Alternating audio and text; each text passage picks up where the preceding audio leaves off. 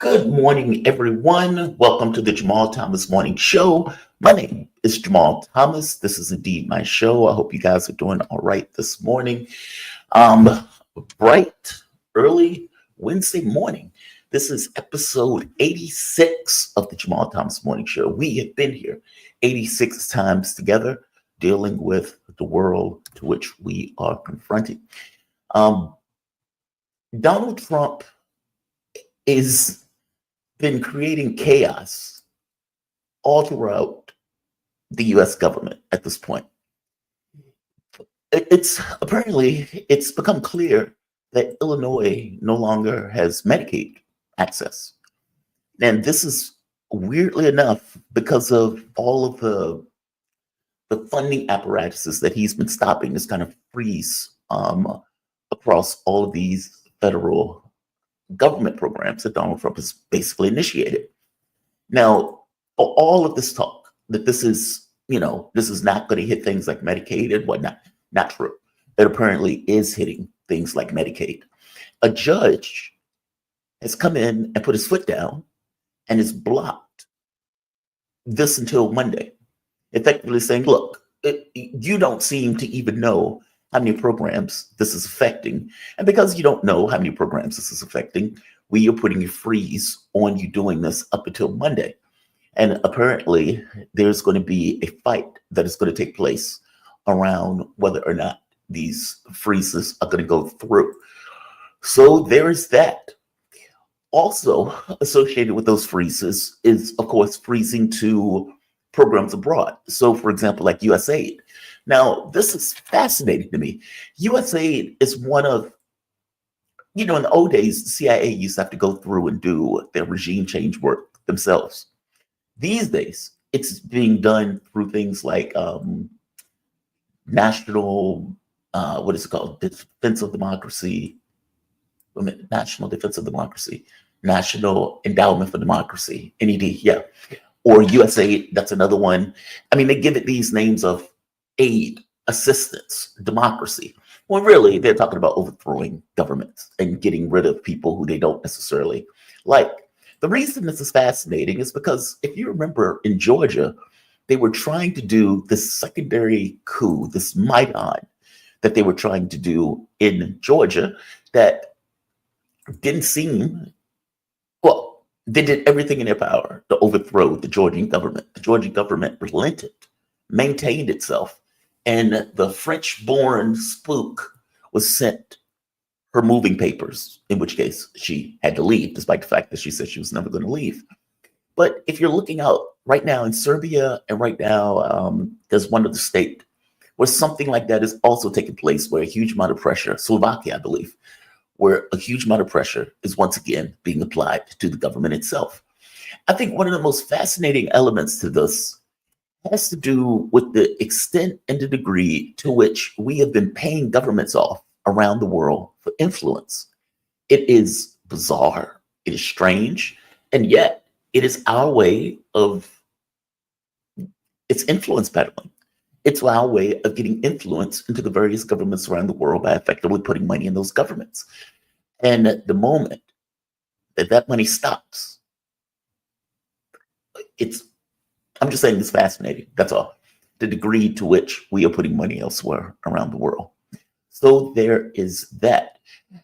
California exit. California exit. So apparently there is a movement in California to pull out of the United States. I am fascinated by this. I don't know how far this is going to go, but they have apparently overcome one of the legal hurdles to doing this. Again, this kind of puts me in the mind of Texas. Every time you look up Texas wanting to leave or cede from the union, and it's like, okay, if Texas want to go, let Texas go. Texas come up with its own military, its own healthcare system. It can do all of that stuff on its own. Texas, if I am not mistaken, is a debtor state. So there is that. Good luck with that. I guess the difference is California is what, the fifth largest economy in the world. If California was a country unto itself. So California has resources, and it definitely has the size of a country. But let's be honest, California is a basket case. And despite it being a basket case, it feels some kind of way because Donald Trump is in power right now. And so it's kind of puts you in mind of those people who are saying they're leaving Twitter, and they are still on Twitter years after they indicate that they are leaving. I am super skeptical that California is even going to go through the motions of doing this, let alone doing this. I'm Jin Choi. California exit will be successful. You think so? You think so? Joe Boss, what's happening, my man? Jeremy, what's going on, guys? It says most of California don't rock with LA or what is this? San Francisco. Believe it or not, most of us are conservatives. I do not believe that. I do not believe that. I don't think you can get a California that looks the way California looks without those people effectively being liberals. I don't doubt that some of them are. I don't doubt that some of them are. But let's be clear. Yeah, but let's be clear. Those people are libs. There is another story that I was fascinated by. So you guys know I have a bit of a crush. Yeah, I'll call it that. A bit of a crush on Annalena Baerbock. Annalena Baerbock is absolutely nuts. She's absolutely nuts. So, I don't want there to be any unclarity about the fact that the woman is nuts. That doesn't stop the fact I have a thing for her. So she, German, proud German, to whatever degree that means, gets out there and says this. Now, I have to be honest, she has said a few cringe things over the course of her career. In one case, she was referring to saying that Germans, she doesn't care what Germany wants, that all things being equal, you got to keep putting money into Ukraine. So you can imagine she's not necessarily having the best of time with Donald Trump in office. Listen to what she says, though. Now, keep in mind, she's German. Her relatives, ancestors, were Nazis. Listen to what she says. Peace, but in friendship together. And this is what the ground from a region around Berlin. It's called Brandenburg. It was Eastern Germany, and it has a direct border over the Oder River to Poland. And my own grandfather fought like in the winter of 45 at this river, at this border. And I was there standing in 2004 on this bridge, which obviously was rebuilt between Poland and Germany, when Joschka Fischer, as foreign minister, together with his colleague from the Polish side, was celebrating again the reunification of Europe. And this was really the momentum when I thought, wow, we are standing off the shoulders, not only on Joschka Fischer, but also of our grandparents, who made it possible that countries who were enemies are again not only in peace but in friendship together. And this is what the grounds where I'm standing on, fighting for Europe, which lives in friendship. Now, you know who she's talking about, right? Her grandfather was a Nazi. And the notion that she's like, my grandfather fought right here, and I'm standing right here. And this German unification, it's like, wait a minute. I appreciate that you want to look back on your relatives. God bless. Those people were Nazis, though. So it's a bit strange, slightly impolite to kind of make this wistful thought about your grandfather with his, lapels and whatnot, looking out over the Oder. A little impolite. I again, very attracted to her. Fair enough. Nuts, loony as a fruitcake, to put it mildly, loony as a fruitcake. Look, man, I get it. You have relatives, and people like to be wistful over the military service of their relatives. The rub is that is not across the board. And there are situations where relatives have fought for the wrong side, as in her case. I hate to take it, boo. Your relatives were fighting for the wrong side. You, or let's say your relatives, were on the wrong side of history. And for whatever particular reason, Germany could never get their side right. They can never get the right side of history. I mean, even now, on this notion of the issue of Israel, even now, they're still on the wrong side of history. I've come to the conclusion that Germany and Austria, regardless of what issue is going on in the world, if there is any confusion about what's the right side of it, whatever side Germany chooses, whatever side Austria chooses, it will be the opposite. The opposite of whatever Germany and Austria chooses will be the right side of history. I appreciate that you want to be proud of your ancestors, your grandfather, your great-grandfather. Fair enough. Let's be clear, though, those people were Nazis. And in the context of that, maybe, especially during this kind of Auschwitz liberation that took place a couple of days ago, maybe it is in bad taste to bring that up currently. Maybe that's in bad taste. Just pointing it out. Guys, I have a damn good show for you today. So Glenn Deason is going to be here. In fact, he should be here now, or at the very least, he should be coming soon. Hopefully, he got the time correct. But Glenn Deason is going to be coming at 7:15, or at the very least, he's running late. Nick Cruz of Revolutionary Blackout Network, he's supposed to be here at 8:15, and Esteban Carrillo will be here at 9:15. The reason why I invited Esteban on is because of the events that are taking place with Donald Trump trying to kick out the various people, kick out the Palestinian population into surrounding countries, be it Egypt, or for that matter, be it Jordan. Now, I've been fascinated by this. And not so much that this has been Donald Trump's plan, or this is his playbook. I've been more fascinated by the response of either media, or for that matter, the political space, who all of a sudden now find this to be ethnic cleansing. When Joe Biden was doing this, they wouldn't necessarily call it ethnic cleansing, but now they want to call it ethnic cleansing. Here's a newsflash. It was ethnic cleansing when Joe Biden was talking about doing this and having conversations behind the scenes with Egypt and Jordan, trying to pressure those governments to accept the Palestinian population, just like it is also ethnic cleansing now for Donald Trump to countenance this issue. It's a logic issue, though, right? I mean, Israel's created facts on the ground, as they call it.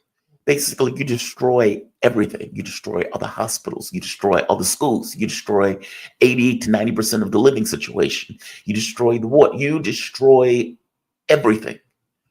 And in the context of destroying everything, and now you say, okay, now you can go back. There's nothing to go back to. So Trump comes in and Trump says to himself, what am I going to do with this? Where do these people go? There's nowhere for these people to go back to. Oh, I know. Let's send them to surrounding areas. Now, for one, they don't want to go to surrounding areas. And more to the point, this is their homeland. But I want to bring in my guest, the man of the hour himself, Glenn Deason. Glenn Deason is a Norwegian political scientist. He is professor at the University of Southeastern Norway. Glenn, welcome to the show, man. I followed you for a while. Thank you for joining me today. Oh, it's my pleasure. Thank you so much for inviting me, though. Question. Donald Trump said that he was going to end the war in 24 hours. He said he wouldn't even have to be in office yet. In 24 hours, he's going to look Putin and Zelensky in the eye, and both of them apparently were going to fold, and the Ukraine war was going to end. What is he waiting on?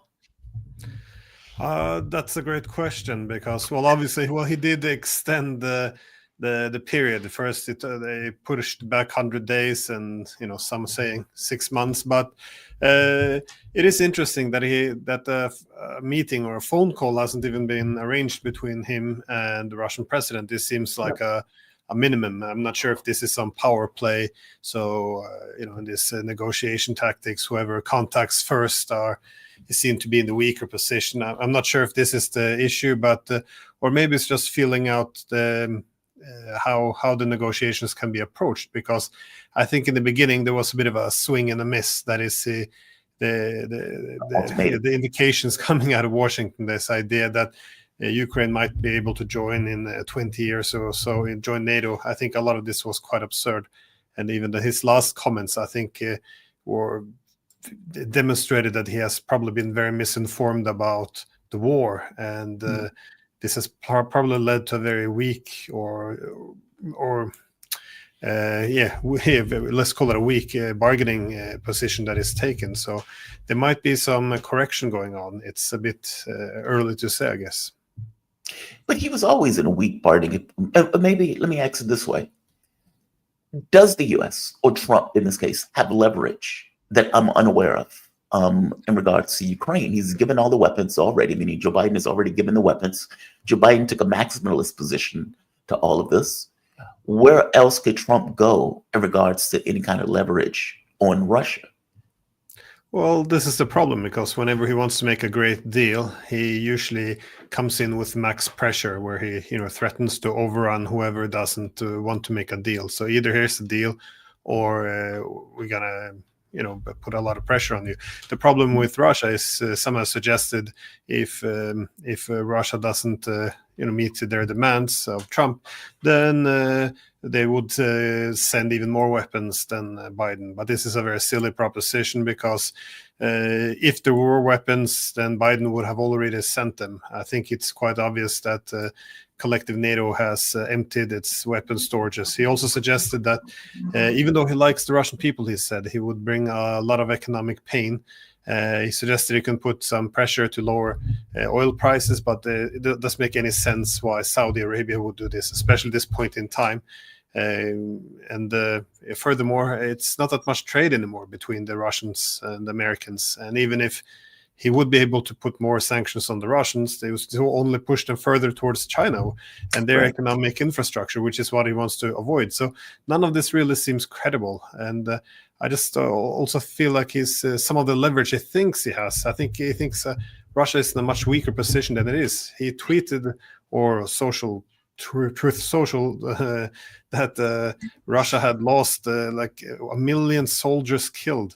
This is very strange numbers, because usually with casualty rates you have deaths and injured. With injured, it's usually 2 to 3 or sometimes many more injured. So you would think that the Russians would have casualties about 4 million soldiers. None of this makes any sense. They don't have 4 million soldiers. So all of this is, so it seems wild. I never even heard anyone make these claims, million soldiers dead. I mean, this is crazy. He also suggested that the Ukrainians lose fewer soldiers than the Russians. This also makes no sense whatsoever if you look at where the casualties comes from. So artillery, drones, air power. This is where Russia dominates in all areas, not by a little, by a lot. In artillery, they dominate somewhere between 7 and 10 times more artillery, and and this is the main king of the battlefield. And yet Russia lost more than Ukraine.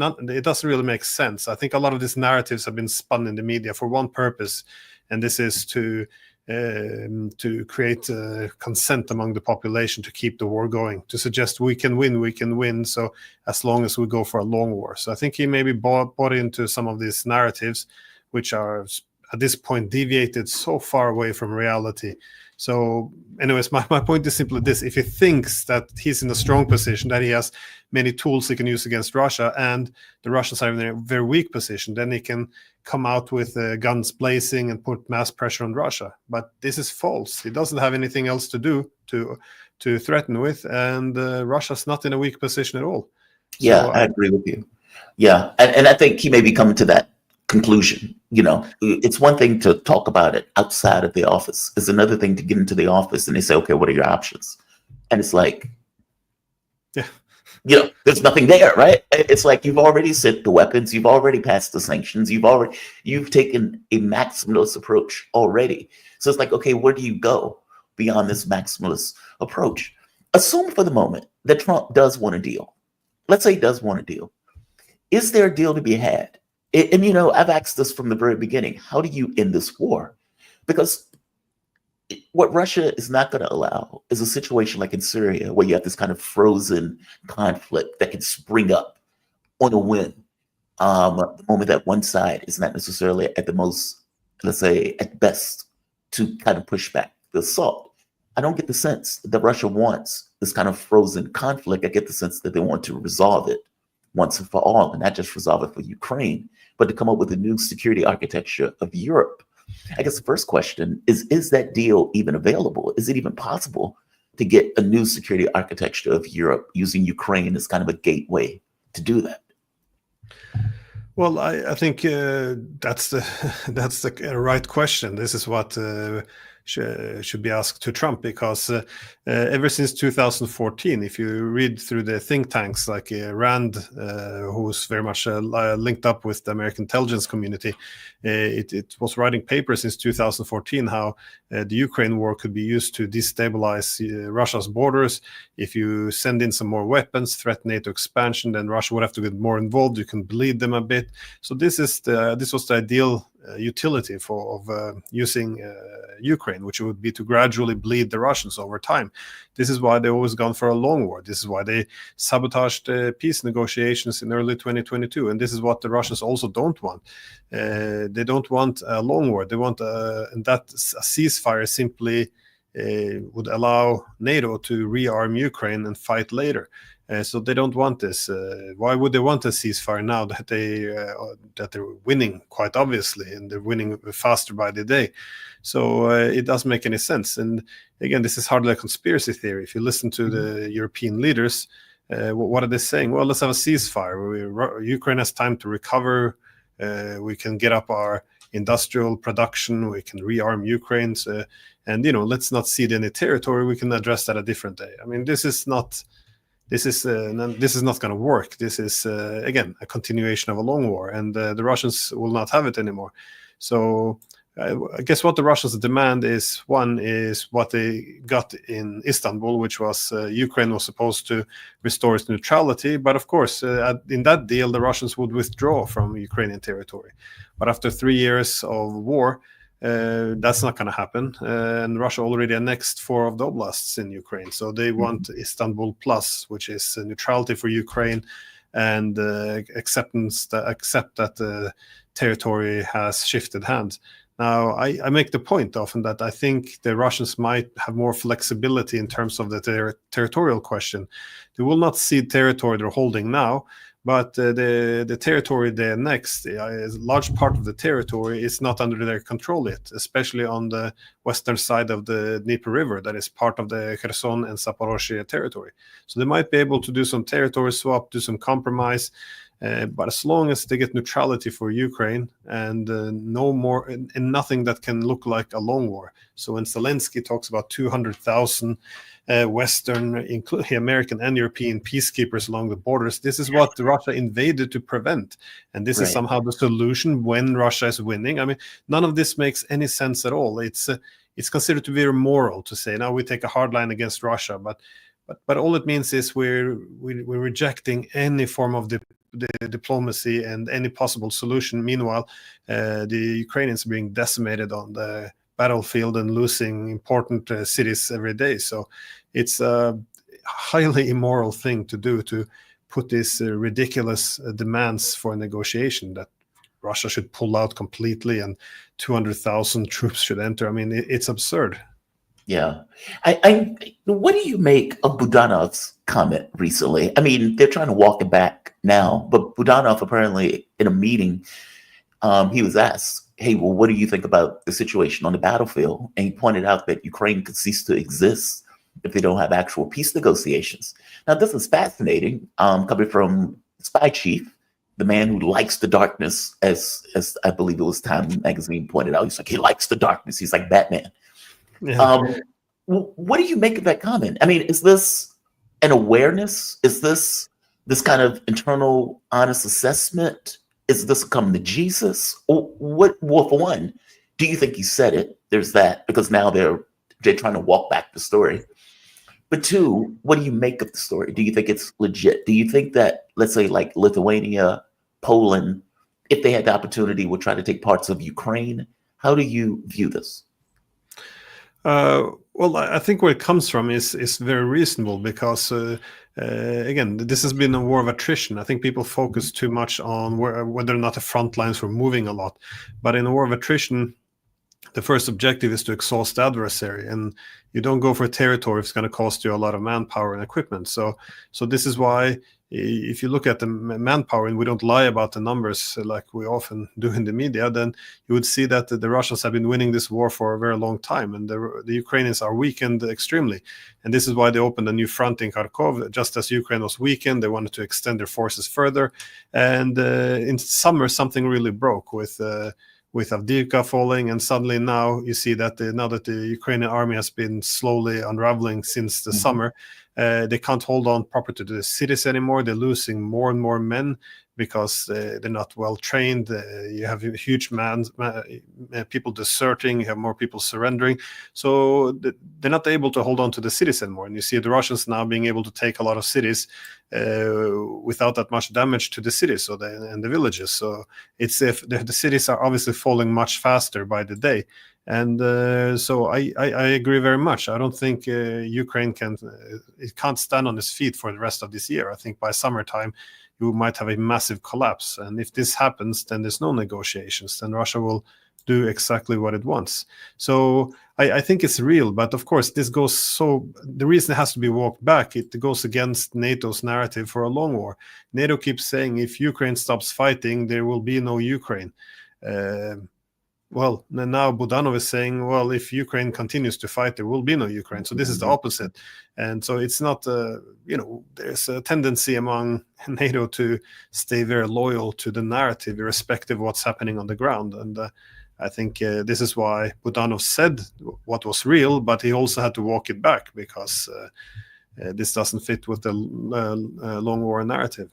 You make a super interesting point that if they keep fighting, the Ukrainian military could collapse on the battlefield. Now, the Washington Post had an article, I think this was maybe a week ago, effectively saying that it would be better for Ukraine to effectively get beaten on the battlefield as opposed to Donald Trump coming up with a deal. And it's like, okay, this is outrageous. I mean, this is still to the last dead Ukrainian thing. But as you pointed out, if they collapse on the battlefield, then what? Like, what does that look like if the Ukrainian military collapses on the battlefield? Well, then Russia can take what it wants, but there won't be any political settlement between the West and Russia.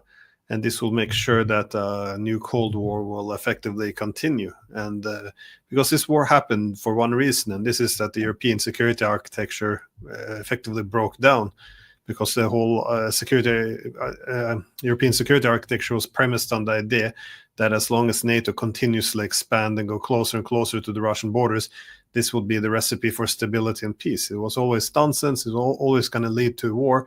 And so I can see why a settlement now would undermine the credibility of NATO. And if there's no peace negotiations, then they can always do some guerrilla warfare or try to make a new Afghanistan out of Ukraine. So there's many reasons behind this, but I think it's I disagree with that assessment, even if it would be cynical and just want to use the Ukrainians for fighting, because I think that the Russians would be willing not to take so much territory if they knew that the territory that remains belongs to Ukraine and is neutral. And I'm often made this point: if, for example, Odessa, it can either be part of NATO or Russia, then Russia will definitely annex it. They can't accept what was historically a Russian city to fall into the hands of NATO. However, if NATO can accept Ukraine's neutrality, then Odessa could remain in Ukraine. So this is why I think it's very damaging and cynical to just allow Ukraine to collapse completely, because the country would become landlocked. Their economy would never be able to recover. They would have a demographic crisis. I mean, this is just human decency. We should try to save what we can of Ukraine. And this idea that we've been helping them by rejecting all negotiations, diplomacy, and pumping weapons in, I think this is nonsense. It's quite a mountain of evidence already showing that the objective was to bleed Russia, it was not to help Ukraine. Even Zelensky recognized this almost 3 years ago. What do you make of Europe in all of this? I have to be honest, I've been shocked at the degree to which Europe has been willing to, let's say, accept its vassal status with the US. And what I mean by that is, the US would say, we need you to get rid of oil, or we need you to put sanctions on energy. We need you to, it's been a maximalist approach all the way through. And if you think about it, the money that Europe is sending, the 200 billion or whatever that number is, most of that money has come to the US in order to buy weapons. If you think of the increase in oil costs, most of the money has been coming to the US. Yes, they've been paying Russia, or let's say Saudi Arabia or India or one of these other countries where they're getting Russian oil from a third party. But they've also been buying oil from the US, LNG from the US at like 5 times a markup. Meaning it seems like a cash infusion going from Europe into America, with Ukraine being the reason or the rationale for it. Even the destruction of Nord Stream, again, that's directly against energy's security interests. And yet Europe continues to go along with it. And to boot, wouldn't even put the blame on the US, despite the fact that Joe Biden had pointed out, if Russia goes in, we're going to end the pipeline. How do you place Europe into all of this? They seem to be, let's say, receding in regards to any kind of political clout in world affairs. And they seem to be kind of taking the secondary status with the US. Do you see that changing anytime soon, considering the negative consequences the war has had on Europe?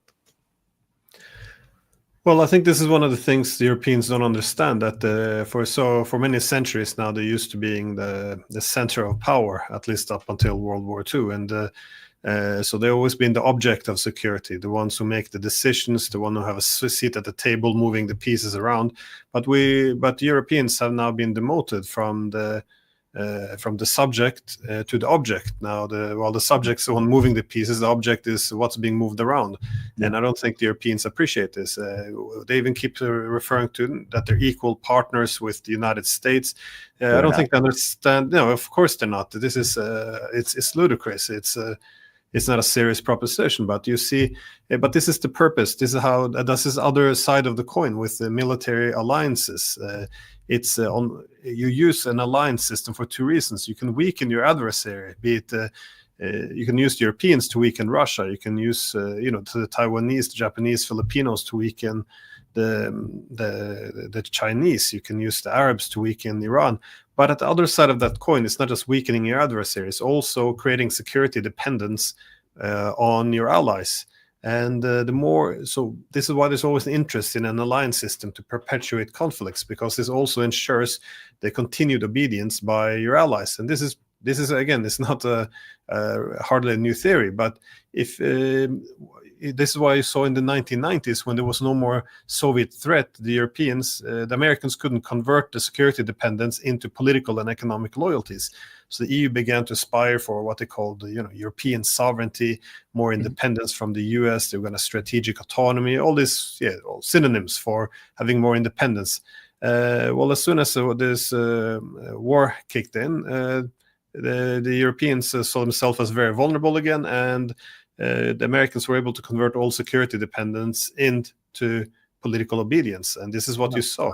And you're very correct. Nord Stream, again, the United States attacked the main energy infrastructure in Europe. Through the Inflation Reduction Act, they cannibalized a lot of the German industries. And the German president of Germany, gave Biden a medal, for Christ's sake. This is how they respond to it. I mean, it's absurd. And now, 2 days or I'm not sure when it was, but after Trump said he would take Greenland, and Denmark's prime minister is shocked that actually he means it. He wants to seize their territory. The EU foreign policy chief, Callas, she was asked, well, what do you think about this? And maybe we shouldn't take it too literally, making excuses. Trump is serious. No, I'm telling you, he's serious. I live It's here. Stockholm Yeah. syndrome here, big time. This is very, very problematic. But this is what happens in security alliances. And this is not just Europe. Trump just made a speech that they should put tariffs on Taiwan so they can get the semiconductor industry over to the United States. In a situation where we're now, where the United States can't really compete that well with China, the US will become more heavy-handed with its allies, that is their vassals, and they will begin to cannibalize their industry, and they will demand greater political and economic loyalty. So the Europeans, not only do they have to cut themselves off from Russia, China, and any other rival center of power, but they also have to sacrifice themselves now, and it's absurd. I don't think it can go on forever. I think the political class in Europe are very much very obedient. But if a country can't preserve or defend its national interest, what's going to happen? Well, it's very predictable. The country will do very poorly, and in that vacuum, new political forces emerge. And this is why we're having political legitimacy crisis across Europe, from Britain, France, Germany. It's trying to be held back, but at some point it will break. This is not going to last. You can't have a whole continent ignoring its own basic interests. Mhm. So, And like I said, I've been shocked by it. And just to show the clip that you were referring to with Trump and China and Taiwan, because this is pretty astonishing. Like, it's one thing. Placing tariffs on farm. oh yeah, that's my tweet. Yeah, it's one thing for let me play the clip first, and I want to get your take on it, because I want to go to Greenland for a bit. And what does this kind of push against either Taiwan or Greenland? It seems Trump has come to this conclusion that, why do I need to have a pretense? These countries are my vassals. I can just tell them what to do and they do it, and I can use sanction pressure as a way of forcing their obedience. It's pretty wild. This is Trump going after Taiwan. Placing tariffs on foreign production of computer chips, semiconductors, and pharmaceuticals to return production of these essential goods to the United States of America. They left us and they went to Taiwan, which is about 98% of the chip business, by the way. And we want them to come back, and we don't want to give them billions of dollars like this ridiculous program that Biden has. Give everybody billions of dollars. They already have billions of dollars. They've got nothing but money, Joe. They didn't need money. They needed an incentive, and the incentive is going to be they're not going to want to pay a 25, 50, or even 100% tax. They're going to build their factory with their own money. We don't have to give them money. They're going to come in because it's good for them to come in. They're giving them money. They don't even know what they're going to do with it. I had people tell me, we have no idea. We didn't need money. They don't know if they're probably going to use the money to build in other places, other countries. It's a ridiculous plan, very expensive and ridiculous. I have to be honest, I am fascinated by this. I am deeply fascinated by this. In one sense, Trump is freezing federal expenditures going out to other countries. So let's say like USAID, I would imagine National Endowment for Democracy, all of these NGOs for the most part, there's a spending freeze on all of them. And this includes Ukraine, in which case it's kind of biting into Ukraine's, military aspirations or their planning and everything else.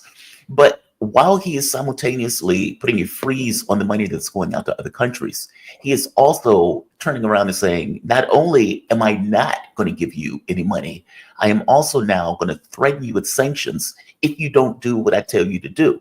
So I don't need to give you an inducement for you to bring your stuff here. I can just threaten you to do it.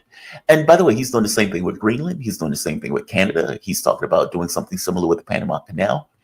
What does this mean that he's willing to go this route? Like, what does it mean that America has now effectively said, you know what, this ally stuff, it's not in our interest. We need to create this kind of juggernaut of a country by subsuming Canada, Panama, Greenland, etc. Are we in a new world in the way that this is functioning? Yeah, definitely. And again, I've been writing about this for the past decade, that this was going to happen, and for a good reason. Because there's some conditions when you can have a very liberal economic international system that is when there's a lot of power concentrated in a hegemon, be it Britain in the 19th century or the US in the 20th, then that hegemon has an interest in creating trust in a very liberal economic system. That is, if free trade is good, if you have the best technologies, because then your high quality, low cost production can saturate the market. It's in your interest of free trade if you're controlling the main maritime transportation corridors. It's in your interest to have free trade if you control the main international banks, the payment systems, the currency being used for both reserve and for trade. So, but what happens when that hegemony is in decline? Well, we've seen this before. This is when the hegemon begins to use this administrative power over the international economy to strengthen its own position, and this is why they're stealing the sovereign funds of the Russian central bank. They're not even pretending that this economic coercion against China is about human rights anymore.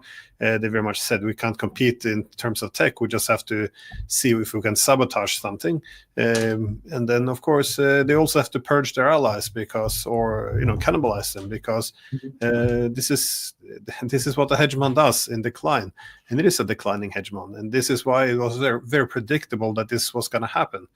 And sensible countries, when you see a declining hegemon, what you do is you diversify your economic connectivity. You make yourself less exposed.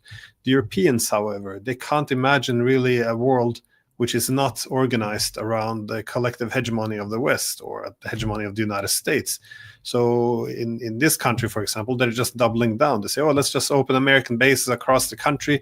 We will increase our own stock value for the Americans, and they won't leave us, and they will continue to. But this is not going to happen. The main thing is America will demand more and more from its partners, and it will be able to give less and less. This is the shift from unipolarity to multipolarity. Countries who can't adjust, they're going to have a very, very difficult time. And this is why you're seeing the Europeans go through a very, very difficult time now. And it's only going to get worse.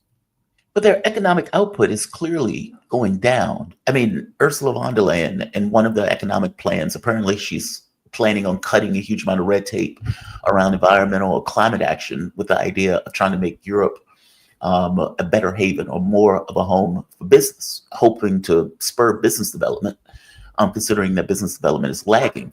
But they don't seem to quite get, though, that part of that is energy. Like if you're paying 5 times more for energy, or you're paying a huge amount for energy, then those companies are less incentivized to open up businesses in Europe as opposed to somewhere like America or somewhere else. I guess I don't get how Europe is so blind to this, even though it seems to be apparent from outside of Europe. Well, even in Germany, they're beginning to ask questions. So, for example, why are we buying Russian gas from India? If they could buy it directly from Russia, and it would be cheaper, and Russia still gets paid, so it doesn't matter. So none of this makes sense anymore. But it's just that they're so committed to the narrative that reality is effectively demoted.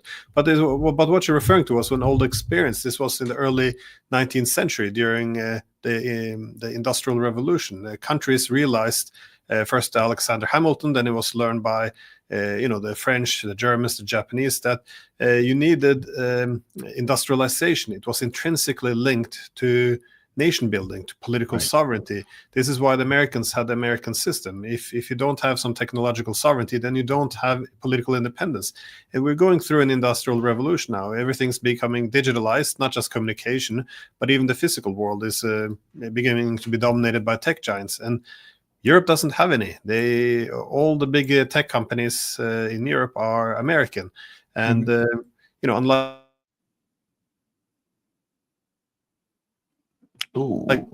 the Chinese and the Russians, who knew that the Americans were not their friend, they build up their own the assumption was that we are friends. This is how our politicians think. It's not that this is an alliance where the US takes what it wants. It's a friend, so we can always trust the Americans will look after us. I mean, it's a very weird way of we're looking at international politics. But now they find themselves in the position where the use of currencies, payments, technologies, everything is in the hands of the United States. And when the US put the screws on, there's very little the Europeans can do. So my point is, there's no they didn't digitalize in Europe. And second, as you pointed out, the industries, the more traditional industries they had, and the real industrial center of Europe was Germany.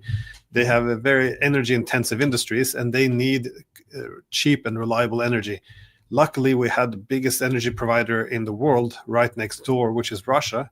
But under this effort of creating a Europe where Russia's not part of it, we unavoidably ended up in a conflict with the Russians, cut ourselves off completely, and now the industry is deindustrializing, and our relevance is declining very, very quickly.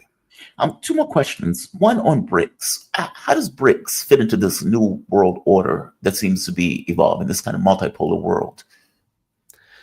Well, I actually often compare it to, again, on the topic of the American system. If you remember back in those days, 200 years ago, the main objective of the United States was it couldn't be too dependent on the British. So they had these three pillars. They wanted, they need a manufacturing base, so the technologies, ports, roads, so the physical connectivity, and a national bank.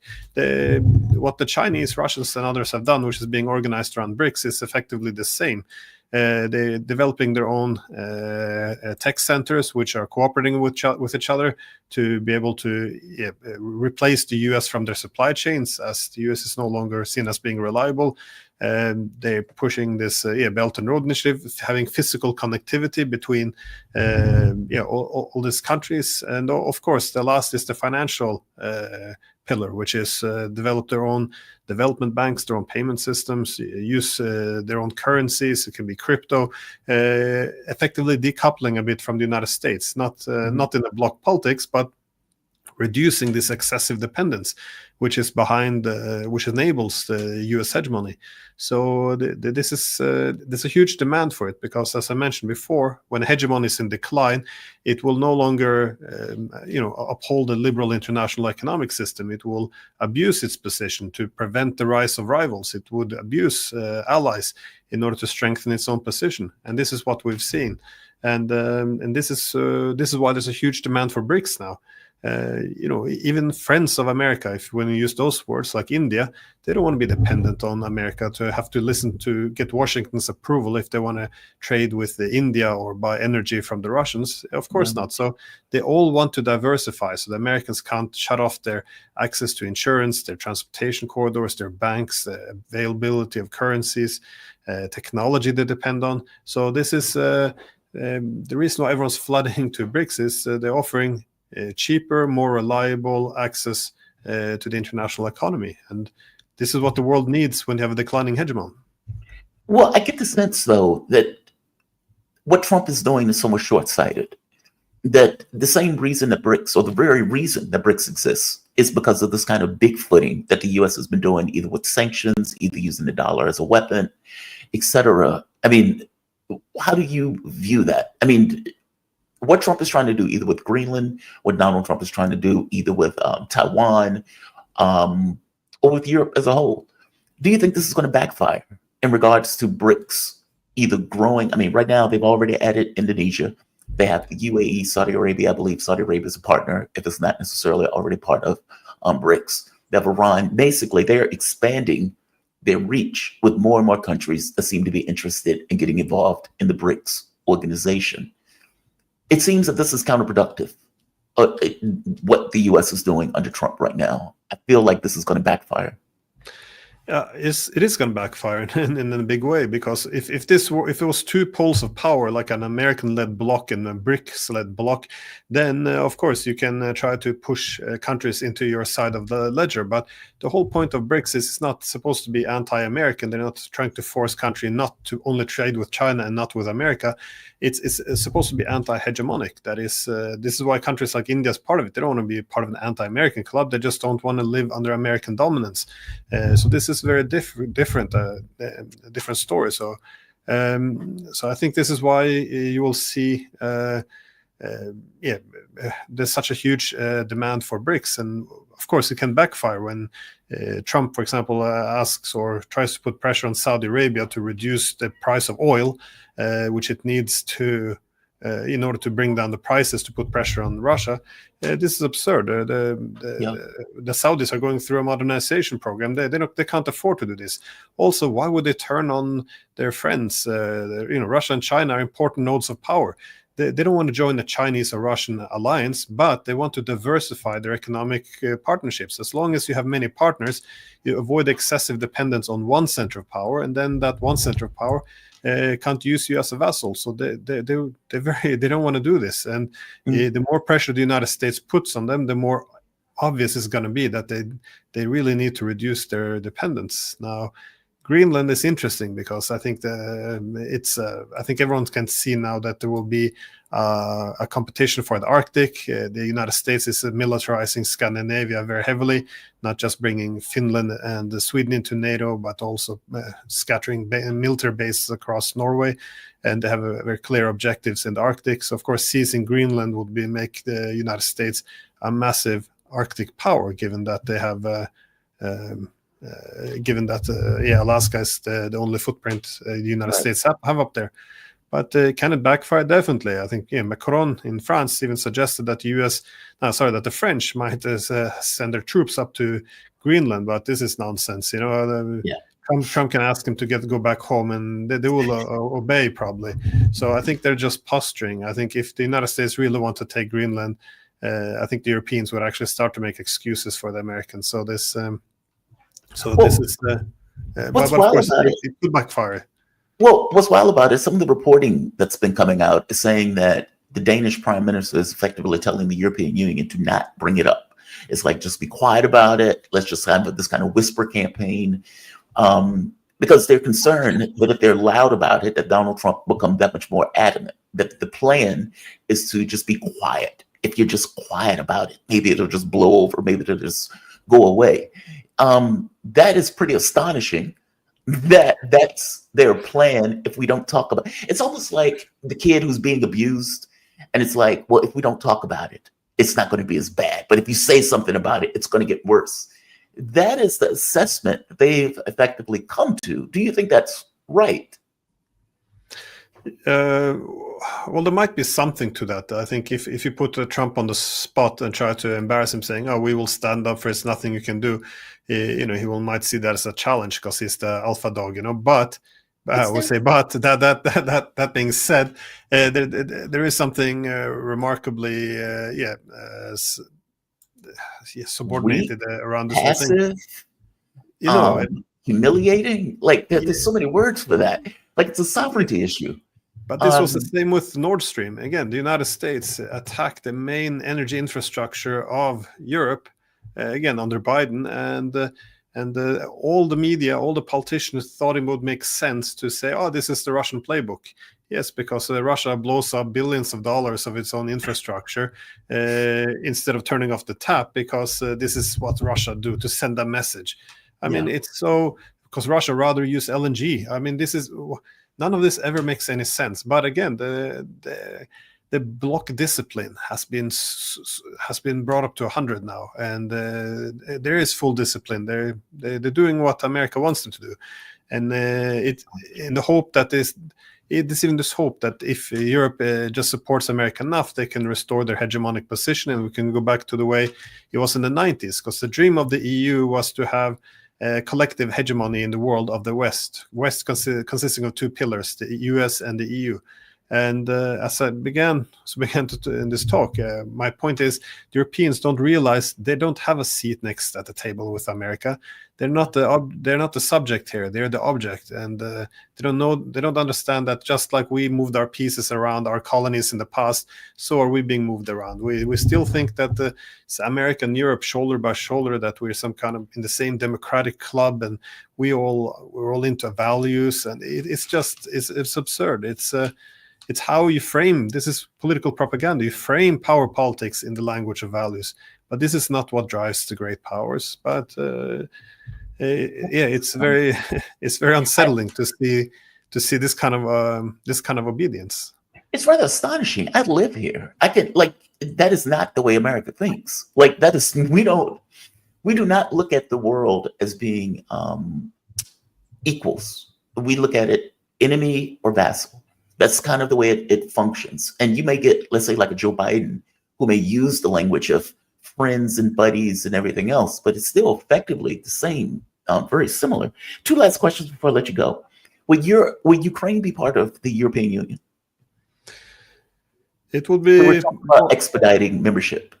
Well, I know this could be a part of Trump's suggestion that they can't join NATO because, again, this is a declaration of war against Russia, and also that would then Ukraine would have every incentive in the world to simply go back to war with Russia, because then NATO would be on its side to retake any territories and, well, destroy Russia if it wants. So this is not going to happen, and I think Trump realizes this. But the consolidation price appears to be, you can join the EU instead, because, well, it doesn't matter to Trump. But I think there's more opposition within that in Europe. Even if you look at the military side, for example, wanting to Ukraine join NATO, Poland is number one. They want Ukraine to join NATO. They're one of the more militaristic countries. They were sending, mercenaries or soldiers under the Ukrainian flag to fight there. But when it comes to the EU, they're not so happy anymore, because the way the EU is set up, a lot of the subsidies from the EU would not go to Poland. It would go to Ukraine, because it's much less developed. Not only this, but the agricultural industry in Poland is important, but they can't compete against Ukraine at the even level, because in Ukraine they have the black soil. It's just they have a much cheaper, more productive agriculture industry. They would knock out the Poles there fast. So the Polish, while they're in military sense very supportive of Ukraine, I'm not sure they would want them into the EU. So I don't think any countries really want Ukraine into the EU. And this has been the problem all along. I don't think anyone really saw them in having Ukraine in NATO was a good idea either. This was never about any love for Ukraine. It's about hatred of Russia. And that's why they want Ukraine into the Western orbit, is to prevent it from being aligned with Russia. Again, this is my main point. When you're willing to fight Russia to the last Ukrainian, it's not love for Ukrainians, it's hatred of Russia, which is motivating you. Oh, that's a really good point. Because I kept saying the same thing. It's like, how do they think that losing 25% of territory and 500,000 people is somehow to the betterment of Ukraine? It's not. Last question. Serbia, Georgia, Romania, Slovakia. So Georgia, what was this Maidan 2.0 push that they were trying to effectively overthrow the Georgian government? The French-born, I'll call her a spook, because I think she was working a stalking horse for the European Union, but she gets evicted. All right, so the Maidan 2.0 instance of Georgia gets crushed. Serbian prime minister, correct me if I'm wrong, just resigned. The Georgia election, I'm sorry, not the Georgia election, the Romanian election was canceled by the court because of TikTok videos that eventually ended up being associated with one of the liberal parties in Romania. And in Slovakia, Fico is talking about a color revolution taking place. What is going on with all of this? Are all of these things coming from the same source? Well, what is interesting, which has happened just now, is that Trump he just canceled foreign aid for 90 days, suspended it, and only today I've seen complaints coming in from what they call themselves independent media in both Hungary and in Ukraine, which now say, oh, we lost the vast majority of our funding from US aid. So this is the idea that the foreign government aligned with government geopolitical interests are financing NGOs and media, and somehow this is independent. No, it's a way of capturing the civil society of other countries. And this has always been, how much evidence has been behind this? At least in the early 2000s, there's a lot of honesty. When the Americans used NGOs to topple the government in Georgia in 2003 and Ukraine in 2004, a lot of newspapers across the West wrote that this was obviously American staged coup, that this was using NGOs to, win other people's elections. There's a lot of criticism. Now it's kind of disappeared with our new obedience. But no, I think it's obvious what's happening. In Romania, in the presidential election, he won the election, Yep. but he was populist. He came a bit out of nowhere, and of course he was for ending the war in Ukraine. He's critical of the role NATO's played in this war, so there was no time to stop the election, so they just annulled the results, and they say, oh, well, it's probably Russian interference. Has been not a shred of evidence that there's been. But of course, if you criticize it, then you might be speaking on behalf of Putin. So it's you can't win with these people. All you have to say is Russian disinformation or interference. There has to be no evidence at all. So again, it was a bit of a Russia gate for the Romanians. So Right. their democracy, their election was taken away from them.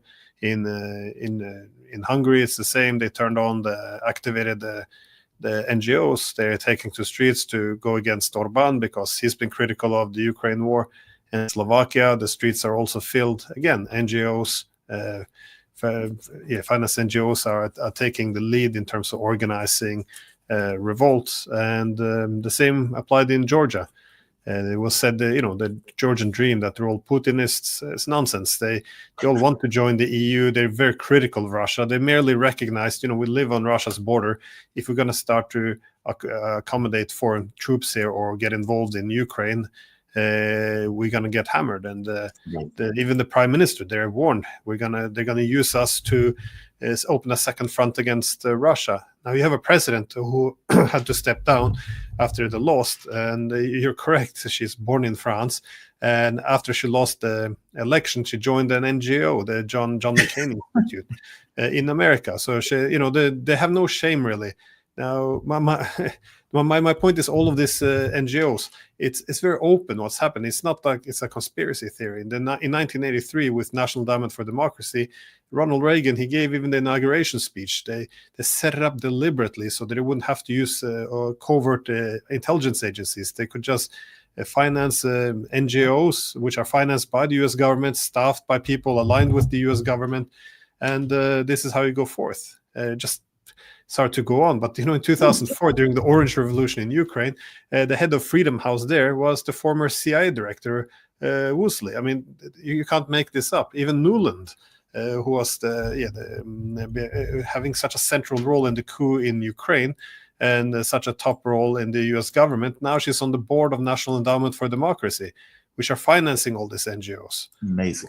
One of the NGOs they're financing actually is in this country, and they keep calling the university and sending letters trying to have me fired from the university because I've been very critical of NATO's role in the war. So this is what NGOs are. They're not independent. They're not caring. They don't care that much about human rights. And all of the document is already there since the late 80s, early 90s. You have so many books which have been written by former CIA whistleblowers. You have documents showing the cooperation between the CIA and these NGOs. It shouldn't even be a disguise. This should be established as a fact, but no one wants to bring it up because then they come for you as well. so Wow. it's So no. If you understand all of these uprisings, the NGOs have a very important role in it. Glenn Deason. Glenn Deason is a Norwegian political scientist. He is professor at the University of Southeastern Norway. Yeah. Glenn, thank you for this, man. I really appreciate it. I really enjoyed this conversation. Thank you. Me too. Thanks. It's good to see you. Yep. Be safe.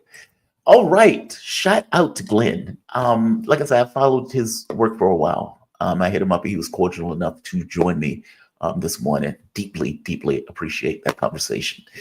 I was about to say I can't believe that they're trying to get the man fired. No, I can believe it. I can totally believe it, considering that I lost my job as a direct result of them getting rid of the media space that they don't necessarily agree with. What's wild about it is this idea that they're independent. It's like, if you listen to all the screaming that's taking place right now all across the world, especially in many of these places that they are trying to overthrow the local governments, a lot of that screaming is coming from this notion that, wait a minute, the US is not giving us money to overthrow governments. Oh my God, what are we going to do? We believe in democracy so much that we need this money to overthrow governments. It's outrageous. Now, you can imagine, and I was super curious about how, all right, going into Europe for a moment, just to back up slightly, you get the populist candidate, Carl Gugescu, who they destroyed the election in order to prevent him from taking power because he was going to win both of those elections. All right. In Georgia, you get the situation where they're trying to overthrow and kick out the Georgian Dream Party. Okay, that fails. Orban in Hungary, or for that matter, Fico in Slovakia, you get these kind of meetings there also. Each of these organizations are effectively going against the popular will, and in the context of going against the popular will, trying to erode or eliminate the local politician that is against, let's say, the EU, or for that matter, NATO. And they are doing any and everything in their power to destroy these sovereign governments. It's just utterly astonishing. Oh, my man is here. You're fine. You can finish. You're finished. Oh, I was gonna let you. I was gonna let you finish. I saw you in the background. Nick Cruz, Revolutionary Blackout Network. How's it going, man? You doing all right? Yeah, what's poppin', Jamal? It's great to finally be on your channel, man. It's actually a crime. I was talking to my RBN brothers and sisters. It's actually a crime that we haven't had you on. Well, actually, I didn't have you on my channel yet. It's great to see another brother out here thriving and breaking down the news in an intelligent way. So big shout out to you. It's great to be on here. Oh man, thank you. I'm doing my damnedest. I'm trying. I've been following your content for a while, so I really do appreciate you being cordial enough to join me. My Twitter account has been hacked and stolen, and so you were supposed to be on Monday, and I had no way of contacting anybody that was associated with that account.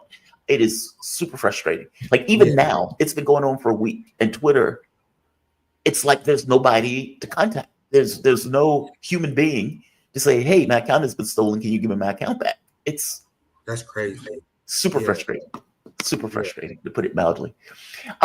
So I was watching your channel the other day, and you came up, you were talking about, well, let's start at the beginning. The way that Donald Trump is going, he's effectively putting the screws to these various federal programs, but he's also putting the screws to foreign aid that's going out. And you're getting a huge amount of, let's say, consternation, to put it mildly, going through the US government. One of the people, or the things that Democrats have pointed out, there was this campaign ad where they were saying, we're the new stars of the Democratic Party. And Fetterman was one of the people that they were talking about as being a star of the Democratic Party. They don't seem to get the lesson. Like, meaning they don't seem to get what they were communicated in that last election when they lost so monstrously. What do you think for this? I mean, what do you think they're missing? Do you think it's an ideological issue? Do you think it's a money issue? Do you think there's something else, whether it's in their mind or our ethics, we're morally superior, in which case, so we don't need to make adjustments? Where do you think this falls in regards to the defect of the Democratic Party? Because it was only like 30% of the population approved of the Democratic Party in general. And I think it was CNN's last poll on this issue.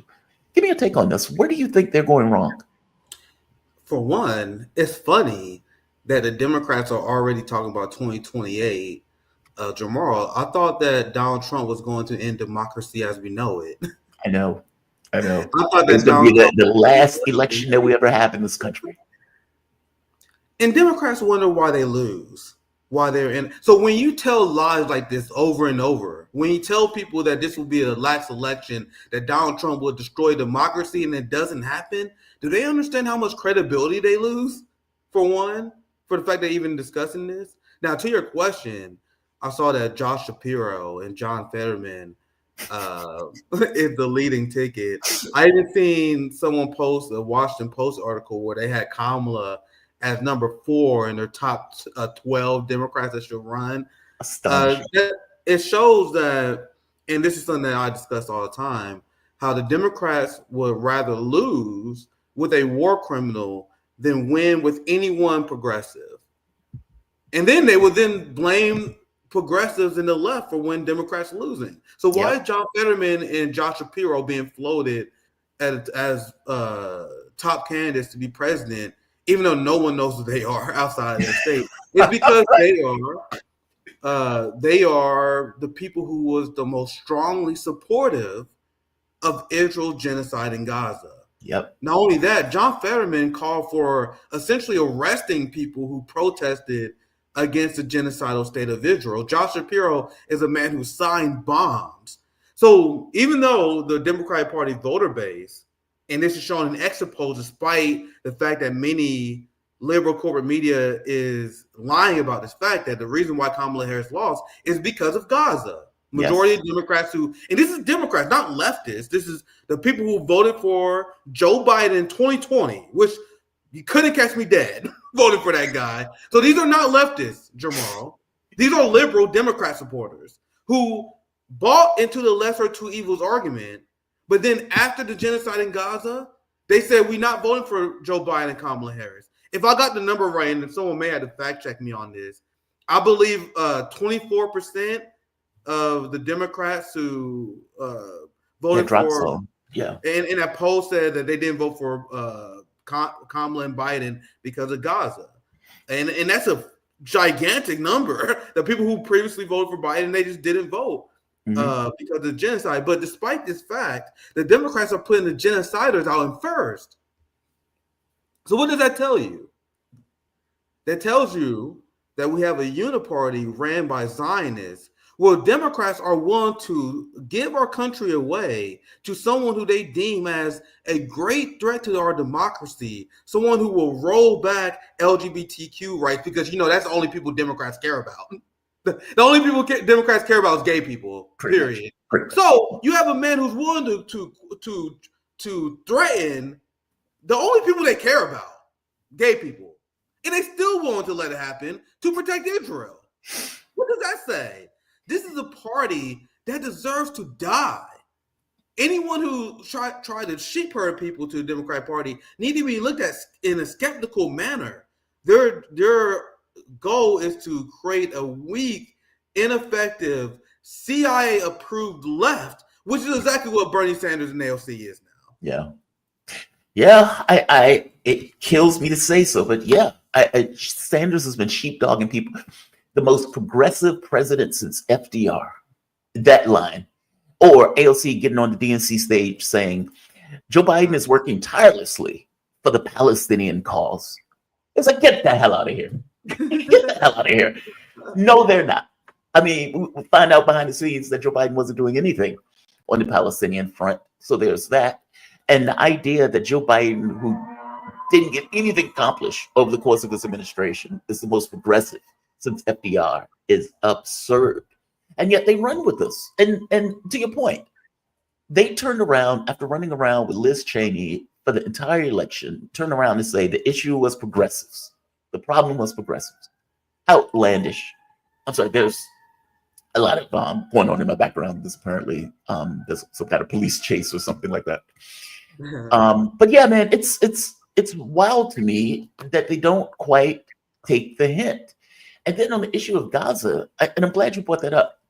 I think it was Drop Zone News, Ryan Grimm's outlet, who was putting out that number that you're talking about. It's like 24 million people or something made the choice to not vote because of the Gaza and the Palestine issue. And then you get this kind of weird situation where Trump, even before he gets elected, sends this guy out in order to cajole a ceasefire. Let's put it in quotes because it's never a ceasefire, but whatever. A ceasefire before he even gets in office. And of course, the question comes up, okay, so you're telling me that you couldn't do that? Like, meaning Joe Biden, this is the same deal that Joe Biden apparently couldn't get that Trump was able to get before he even got back into office. Now, aside from the fact that this may fall apart when he gets into the later stages of negotiation, and put aside for the fact that Donald Trump is trying to evict Palestinians into Georgia, or for that matter, Egypt. What people don't quite get, though, is that this was Joe Biden's policy also. And they are now leaning on Trump saying, oh my God, this is outrageous. This is ethnic cleansing. But it wasn't ethnic cleansing when Joe Biden was trying to do the exact same thing. Have you seen this weird dichotomy, this level of hypocrisy in the way that they're talking about both of these issues, despite the fact that both of these people had effectively the same policy? Yeah, and what is sick is you see liberals fantasizing about more Palestinians being murdered because of Donald Trump winning. Yeah. They will say, I hope the Muslims in Dearborn, Michigan get exactly what they vote for. Yep. I've been covering a lot of this on RBN, like the liberal fetish of watching black and brown people suffer whenever they lose an election. And they will say something like, oh, well, now that Donald Trump is in charge, I can't wait until they flatten Gaza. Yep. And by the way, they were saying the thing about Hispanics. They was like, well, when your relatives get deported, that'll serve you right. It's like, what? What the hell is this? What's wrong with you people? Genocide Joe Biden deported more people than Trump's first term. Obama deported more people than Trump. And it's very frustrating. And I have a segment on RB and I'm planning on this. And I had a viral tweet a long time ago where I was explaining how liberals are only immigration activists when a Republican's in charge. I'm sure AOC about to cry at the border any moment now. So you guys know that there was ICE raids during the Biden administration, right? You guys know that under Joe Biden, ICE was funded billions of dollars more. I believe the number is $6 billion. Under Donald Trump, ICE and Border Protection got $20 billion throughout 2016 and 2020. Under Joe Biden, they got $26 billion, which is why I've been hammering both sides, which I always do. I'm the negative Nancy, because now I'm bringing the Trump-supporting celebrity worshipers back to reality. Because these are the same people that claim that Joe Biden had an open border. No, ma'am and sir, there is no neoliberal solution to the border crisis that was caused because of U.S. imperialism and U.S. sanctions. Yes. So because of U.S. sanctions and U.S. imperialism, we have an escalating migration crisis that will be apparent no matter who is president. So in response to this crisis, we've seen the deporter-in-chief. That is what Obama was called. The deporter-in-chief. It's crazy how Democrats went from the deporter-in-chief and now Republicans are pretending they support open borders. And Democrats, because they know they'd be helped politically, they're more than happy to allow that to happen. But Biden has spent more than Trump. They had regular ICE raids. And when that was happening, liberals did not care. Liberals did not shed a single tear while that was going on. Now, all of a sudden, they feel bad for Latinos being deported simply because they lost. It's the same thing. I saw CNN, and I tweeted about this as well. They ran a story talking about the pain that Palestinians are feeling in Gaza. As someone who, I am a corporate media hawk. I watch a lot of their stuff, breaking down propaganda. During the Biden administration, I promise to God, I've never, ever seen a CNN segment where they were talking about the pain of the Palestinians. Nope. But now that Trump is in charge, all of a sudden they are running segments talking about how much they care about the Palestinians. Do you guys understand that this dynamic alone proves that the Democratic Party is the most effective evil? Because since they allow the government, the U.S. imperialist violent government, to get away with whatever they want, as long as they feel good at election day, and they get that warm feeling, they're able to pop champagne, and they can celebrate an election victory. U.S. government, you can do whatever the hell you want. But if they lose, all of a sudden they're human rights activists. At least when a Republican is in charge, the liberal wine moms will join us when we protest the government. That is why the Republican Party is effectively the least effective evil.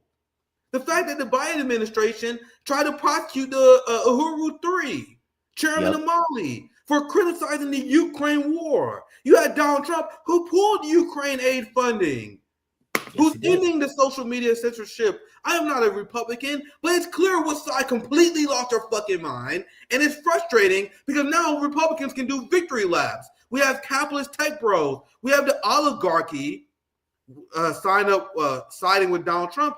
They are dominating political life because liberals are so incompetent. Because they won't get the fuck out of the way. You know what I mean? Go ahead, Jamal. Well, no. Please, finish. Yeah. Well, I was just going to say, what's wild about this is I've been fascinated by this H-1B1 visa thing. Because as you point out, these tech bros who have now are now part of the Republican Party. You've had Zuckerberg show up, kissing the ring. Of course, Elon Musk has been doing Nazi salutes on stage. Well, for one, do you think there was a Nazi salute? It looked like a Nazi salute to me. That was a Nazi salute. This a lot of people who are coping, they saying that was a Roman salute. You know how many slaves? Like this is you know how many slaves the Romans had? Do you guys think it's an accident that the Nazis decided to copy the Roman salute? Do you guys know how common rape as a tool of war was during the Roman days? I explain all the time. I'm a historian before I'm a political commentator. So I see people who justify, oh, well, that was a Roman salute. The Nazis took that for a reason. Yeah. You know what I mean? Because the Romans were doing Nazi shit all the time. So when Elon Musk did that, in my analysis, I explained that was pure muscle memory. Like, this is a motherfucker that does Nazi salute. You said muscle memory?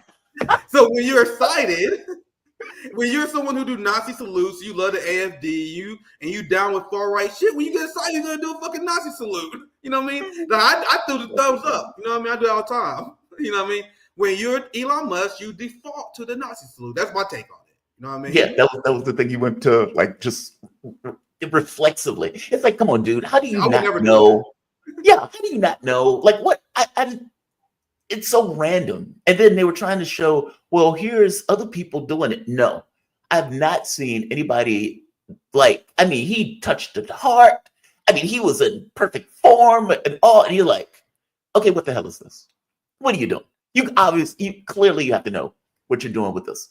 The H-1B1 visa thing has been fascinating to me because there seems to be this element of the Republican Party that are actually populist, weirdly enough. And I don't mean the people in office. I mean, there seems to be an element of that party that seems to be skeptical of corporate power. I mean, that was the epitome of the H-1B1 visa fight, right? Where they were like, well, wait a minute, we thought this was America first. And now you're saying that us good Christian white Americans are now lazy and that we can't do the job. This is the way we talk about black people. You're not supposed to talk about us like this. And then you have two foreigners, Vivek Ramaswamy and Elon Musk, who are effectively saying the white people aren't up to snuff to do the job. I was fascinated by that. And then they were like, we don't understand. You're supposed to be fighting for America and American workers. It's like you put a billionaire in office believing that that billionaire was going to somehow fight for your interests as workers. And again, on some level, I fault the Democratic Party for this because, the idea that you can't beat a blue collar billionaire and you can't make the argument that you are better for the working class than this billionaire, there's something inherently wrong with that. Give me your take on this. I'm fascinated by this fight. I'm fascinated by this argument. I'm fascinated by the kind of disillusionment that Republicans are kind of running into, let's say the Steve Bannon wing of the Republican Party, that they're hitting their heads on realizing, oh, wait a minute. So you really didn't mean America first. You just meant you first. Give me your take on this. Yeah, and you notice that Vivek Ramaswamy was fired. I saw that. He was given his walking papers. What a public embarrassment. He essentially said, as you mentioned, the same thing to white people that they tell us that they were lazy, and they kicked them to the curb for that. Yep. And to your point, it shows the failure of the Democratic Party. They can't capitalize off this because I talked to, and I have MAGA followers who are. They would tell me stuff like, "Yeah, I support healthcare." You guys know, according to polls, 1 out of 3 Republicans support single payer healthcare. That is huge. Like 1 out of 3 Republicans supporting single payer is gigantic, but Democrats can't peel them off because they don't support it. So they will say, "Oh fuck, I'm not going to vote for the cultural wars since I have no one to actually support as well." The same way that many anti-war Trump supporters. When you bring up Trump's use of sanctions, when you bring up how the fact that Donald Trump is a Zionist traitor, they're like, that's bad, but Kamala's worse. Like, we are stuck in a never-ending lesser to evilism hell. And right now it's coming from the MAGA people. And those are the people I'm aiming at right now. The same way I was extremely critical of the Biden administration and Democrats because I've seen progressive-minded people made the argument that we should organize within the Democratic Party. Luckily, those days are dead. Like those people, so that our mission on that is accomplished. I will throw a barb at them every once in a while, but I've been going after these MAGA people who believe that Donald Trump is some sort of anti-establishment fighter. When he's freezing federal aid, freezing all these programs that will help Americans, but not freezing aid to Israel. Yep. And by the way, including Medicaid. I just saw the report this morning that Illinois is no longer getting Medicaid. They've lost access to Medicaid coverage because of the programs that Donald Trump is freezing. And as you point out, and yet it's still giving money hand over fist to Israel. Just astonishing to me. Like, that's not America first. That's something else. Donald Trump has said he's going to team up with Mike Johnson and Chuck Schumer to pass a combating anti-Semitism bill. So a lot of the MAGA people, and you guys see, I mentioned earlier before how Democrats, they crack down on free speech, but we're now seeing Republicans being okay with the crackdown on free speech now that their party's in charge. It's all about cracking down on dissent. And we are seeing what Marion Alderson got for $100 million because essentially Harvard banned any pro-Palestinian demonstrations. And this is because the Trump administration had made threats about pulling federal aid and any assistance towards any school that allowed the freedom of expression. So this was something that MAGA had an advantage on. Democrats was supporting free speech, but you guys see how quickly they was willing to sell it out to Israel on behalf of the Zionists. And I'm seeing the overreach by the Zionists. And it's very shocking to see Americans accept it. You know what I mean? I think countless Americans lose their job. And I believe at this point that many Americans, they don't really want true sovereignty. Like, almost like they are happy with having these Zionist overlords that dictate what people say. And this is based on what Trump was saying. Trump had a speech where he was essentially saying that I can't believe that people are getting away with criticizing Israel. Back in the day, you would never be able to say anything mean about Israel. I covered this when he said that. I think it was very underreported. He was essentially reminiscing about the days that the Zionist lobby used to stifle dissent. And now we are seeing a ruling class that is trying to implement that into law and trying to boost the Zionist ability to censor.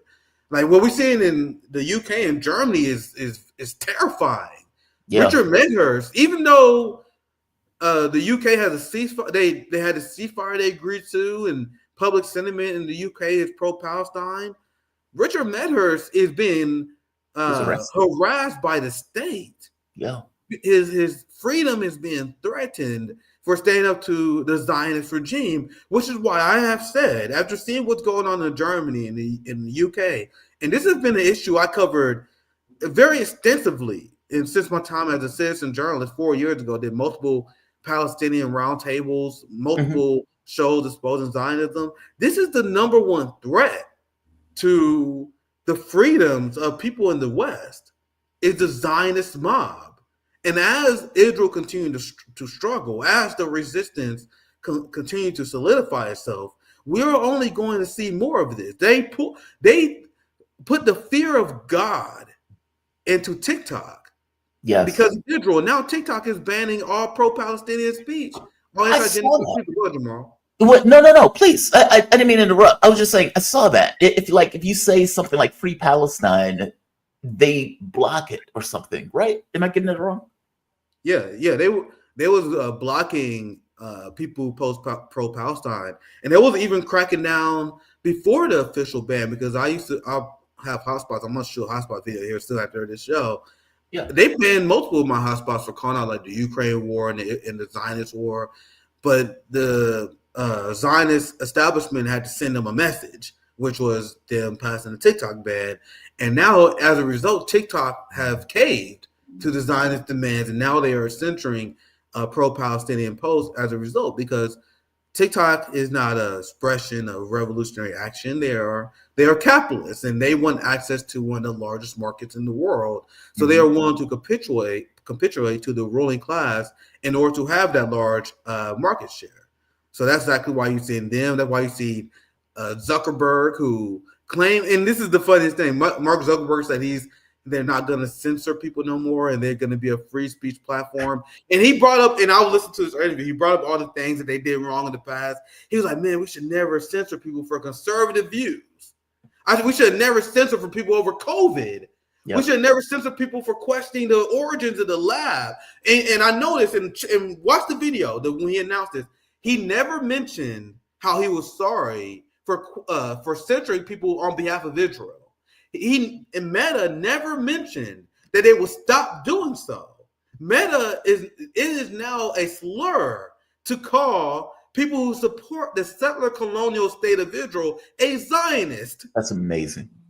That's amazing. I mean, Joe Biden calls himself a Zionist. Most of these people call themselves Zionists. I mean, hell, at least Blinken went over to Israel and said, I am a Jew.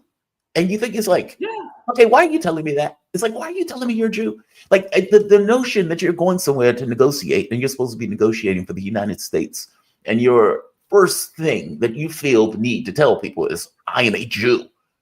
And it's like, okay, dude, I think, there's something anti-Semitic about even saying something like that, considering, it's given across this kind of dual loyalties thing.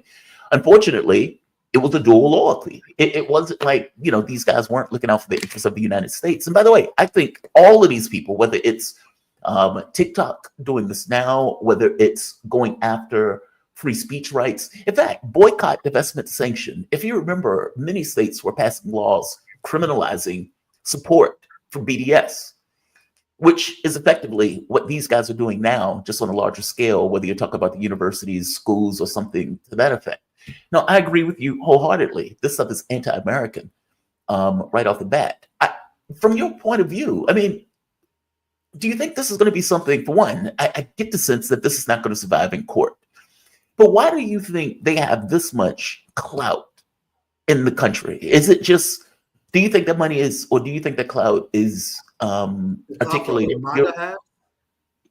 Well, no, that Israel has in regards to criminalizing this level of speech.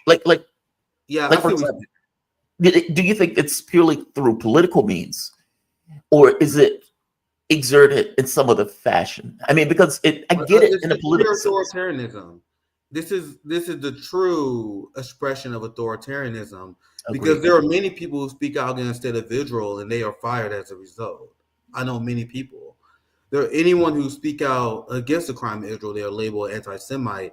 Mumandu, we had him on RB, and he's a great anti-apartheid, anti-genocide activist, and he was threatened with deportation and expelled from school for his support of Palestine. So the American people showed and posed that they are opposed to sending taxpayer money to support the genocidal regime of Israel. Even majority of Republicans support an arms embargo. We don't get it because we have an authoritarian captured government by the Zionists.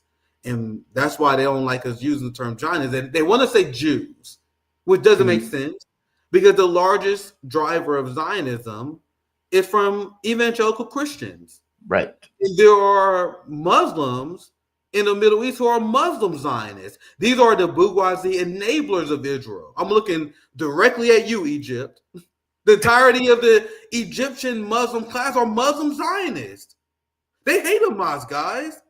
When people be like, what do you mean Muslim Zionists? The Muslims in the Middle East who hate the Palestinian resistance. So you have Muslim Zionists, Christian Zionists teaming up with the Zionist Jews, because there are a lot of Jews who don't support Zionism, to create a Zionist entity, which is why we use Zionism, which is why they ban the word.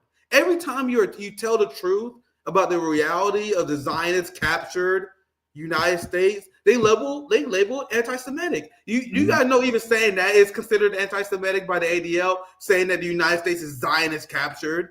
They will say stuff like, well, what are you saying? Are you saying that Jews run the world? Are you saying that Jews run the government? Isn't this pretty weird? And what other minority group do you know, Jamal, that can get immediate congressional hearings to get anti-awareness get anti-Semitism awareness bills passed, to crack down on American free speech, who can get immediate aid passed just like this, who can get people fired for their job. But if you notice that you're anti-Semitic, something else they say you're anti-Semitic. They will say you're anti-Semitic if you bring up the concept of dual loyalty. Right. Anthony Blinken is a Zionist Jew. Yes, he Bernie is. Sanders is a Zionist. That's why he wouldn't call it a genocide. That's why Bernie Sanders hates Hamas, because he is a Zionist. And they have dual loyalty to Israel. Amos Hochstein Go ahead, is Jamal. another one. I was just saying, Amos Hochstein is another one. The one who Joe Biden sent to Lebanon in order to negotiate, basically the Lebanese envoy, who used to be an IDF soldier, who, is being sent by the U.S. to negotiate a Lebanese peace deal. It's just, I agree with you. Yeah, Ben Shapiro openly said that the only reason he doesn't live in Israel is because he feels like he can do more work on behalf of Israel, living in the United States doing propaganda on behalf of Israel. This is something that Ben Shapiro said out loud. But Jamal, if you say that he has dual loyalty to Israel, they will call you anti-Semite. They say, "Oh, what are you saying that Ben Shapiro is not loyal to the United States because he's a Jew?" You gotta see the games they play. You gotta see the games they play, and we should have stopped taking this seriously. And I get a lot of heat when I say "fuck this anti-Semitism" nonsense. But the second that they started going after free speech, the second they started deporting people, the second they started expelling people from college and costing them their scholarship and costing their job, that is the second that Americans should have had a no tolerance policy towards this nonsense. And which is why I don't view you as anti-establishment. I don't give you any legitimacy if you are supporting the Zionist lobby like RFK Jr. People wonder why I never was on board with RFK Jr. Because if you support Israel, that means you inherently have to support United States foreign policy, which support Israel in the region, which means escalating against Iran. The regime change in Syria with RFK and Zionists found to be dandy, even though Syria is completely destroyed. Yep. So being a Zionist comes with inherently imperialist, warlike policies, because you must have that in order to protect the Middle East. The Iraq War, every single conflict that we have gone to in the Middle East is on behalf of Israel. So the question I have for you guys, after so many U.S. veterans died, after people lost sons and daughters fighting for these wars, after the amount of money we spent on these wars, fighting on behalf of Israel, why aren't more people as upset as I am about what has happened? Because China, a country I deeply admire, they make fun of us all the time, Jamal. They say, we spend trillions of dollars fighting in Afghanistan. And what did we get out of it, Jamal? Nothing. You know what they got? China got high-speed rail, completely futuristic, innovative technology and infrastructure. Meanwhile, we pissed that away, fighting wars on behalf of Israel. Meanwhile, more Americans aren't upset about that. Isn't that strange? That people just okay with that? Well, I don't know. Yes, agreed. I mean, but I think more Americans would be upset about it if it became a political football, if that makes sense. Like, because right now, the way you look at it, both political parties, effectually are war-like parties, both political parties are deeply in the pocket of Israel. So it's almost like, where does a person go? Where do you go in this process? I mean, Donald Trump, when he ran, he tepidly was open for some kind of negotiation in regards to North Korea, in regards to Ukraine, etc. And again, I'm putting that tepid. Donald Trump is not anti-war. He was just open for a deal if a deal was available. That was more, though, than what Democrats were offering in regards to any kind of thing. They were believing full belief in forever wars. And any notion of, hey, maybe we shouldn't be fighting these wars abroad. Maybe we shouldn't be fighting these wars in the Middle East. Their take was, okay, so you just want to capitulate.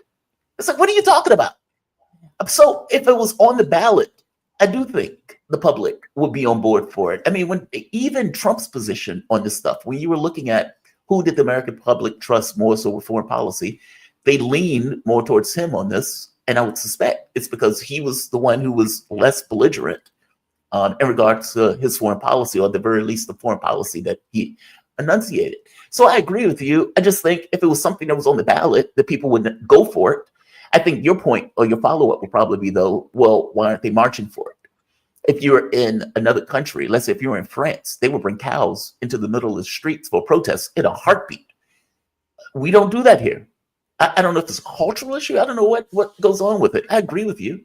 And especially when you start going after First Amendment rights. 1,000% agree with you on this. Yeah, I think we're extremely disconnected in the United States. And I actually have a lot of grace towards people in this country who are struggling, who don't have time to be extremely political. That was essentially my mom in a nutshell. Yeah. I know I go hard in the paint, guys, but I actually show a lot of grace to ordinary people. I am merciless towards propagandists and open duopoly supporter, but people like my mom, they don't have time to march. And guys, you have to remember that there's no state that is more violent than the United States. Yes. Tear gas is a war crime, and they regularly tear gas Americans. You guys know they used so much tear gas in Seattle in 2020 that they poisoned the water supply. And the police sent out a PR. They sent out some letter and PR message like, "Hey guys, we accidentally tear gas and poisoned the water. Oops, our bad." The United States in a nutshell. So the point I am making is that even though I would love people to have a warrior mentality, I'm a martial artist myself. The United States is a very uniquely evil and violent society. So people are too afraid to protest the state. What does that say? What does that say about us? Despite the fact that they lie about the fact that you can't protest in Russia. They're protesting Russia all the time, by the way. Yeah. They protest in China, including the lockdowns. In China, the lockdowns, they went too far on the lockdowns. So the Chinese people then protested them, and the Chinese government responded by lifting the lockdown. Yeah, they backed away. The government responded to protest. Who could possibly imagine that? You know why that doesn't happen here? Whenever we do protest, we get our ass beat by the police, and then the establishment doubles down. So in 2020, you had a giant working class mobilization against the police state.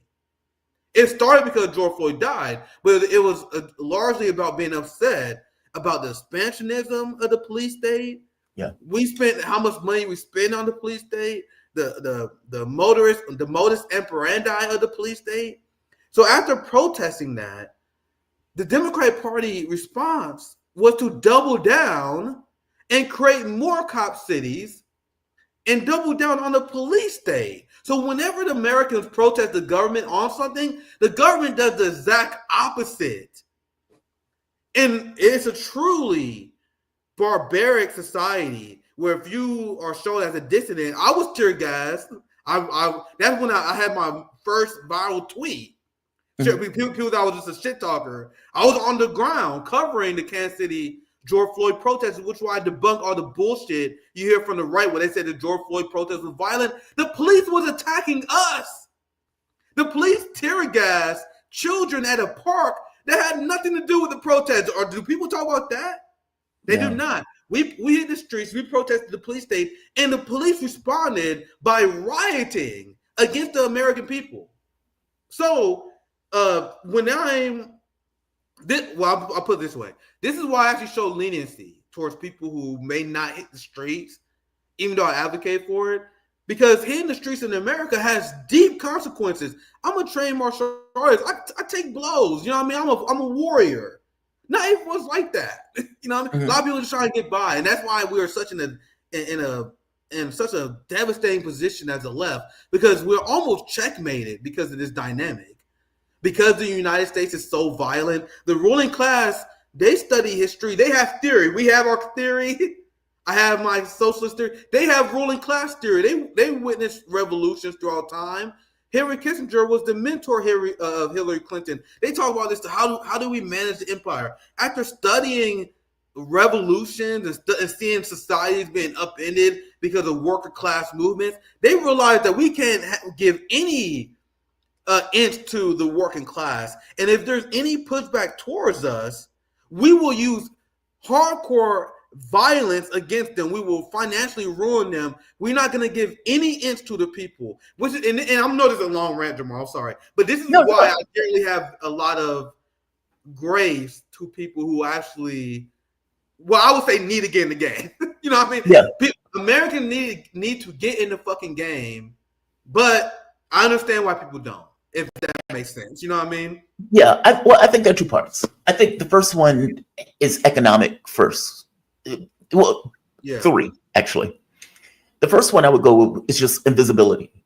I try to think about what I was when I wasn't politically engaged, when it was just kind of like, you're in a job, you're hooking up with this woman or that woman, you are playing your Xbox, you're just kind of living your life, and you're not entirely plugged in. You're just kind of floating, and you don't even necessarily know what issues are to even have an issue with what those issues are. You're just kind of, it's you're a leaf in the wind.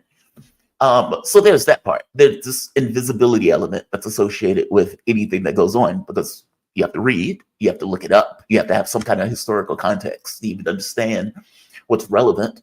Any society that the person grows up in, they're going to think it's normal.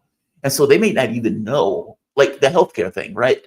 If you don't know any better, you may not know that other countries actually have healthcare. You may not know that other countries cover their education, or that putting $40,000 on the back of a child is immoral.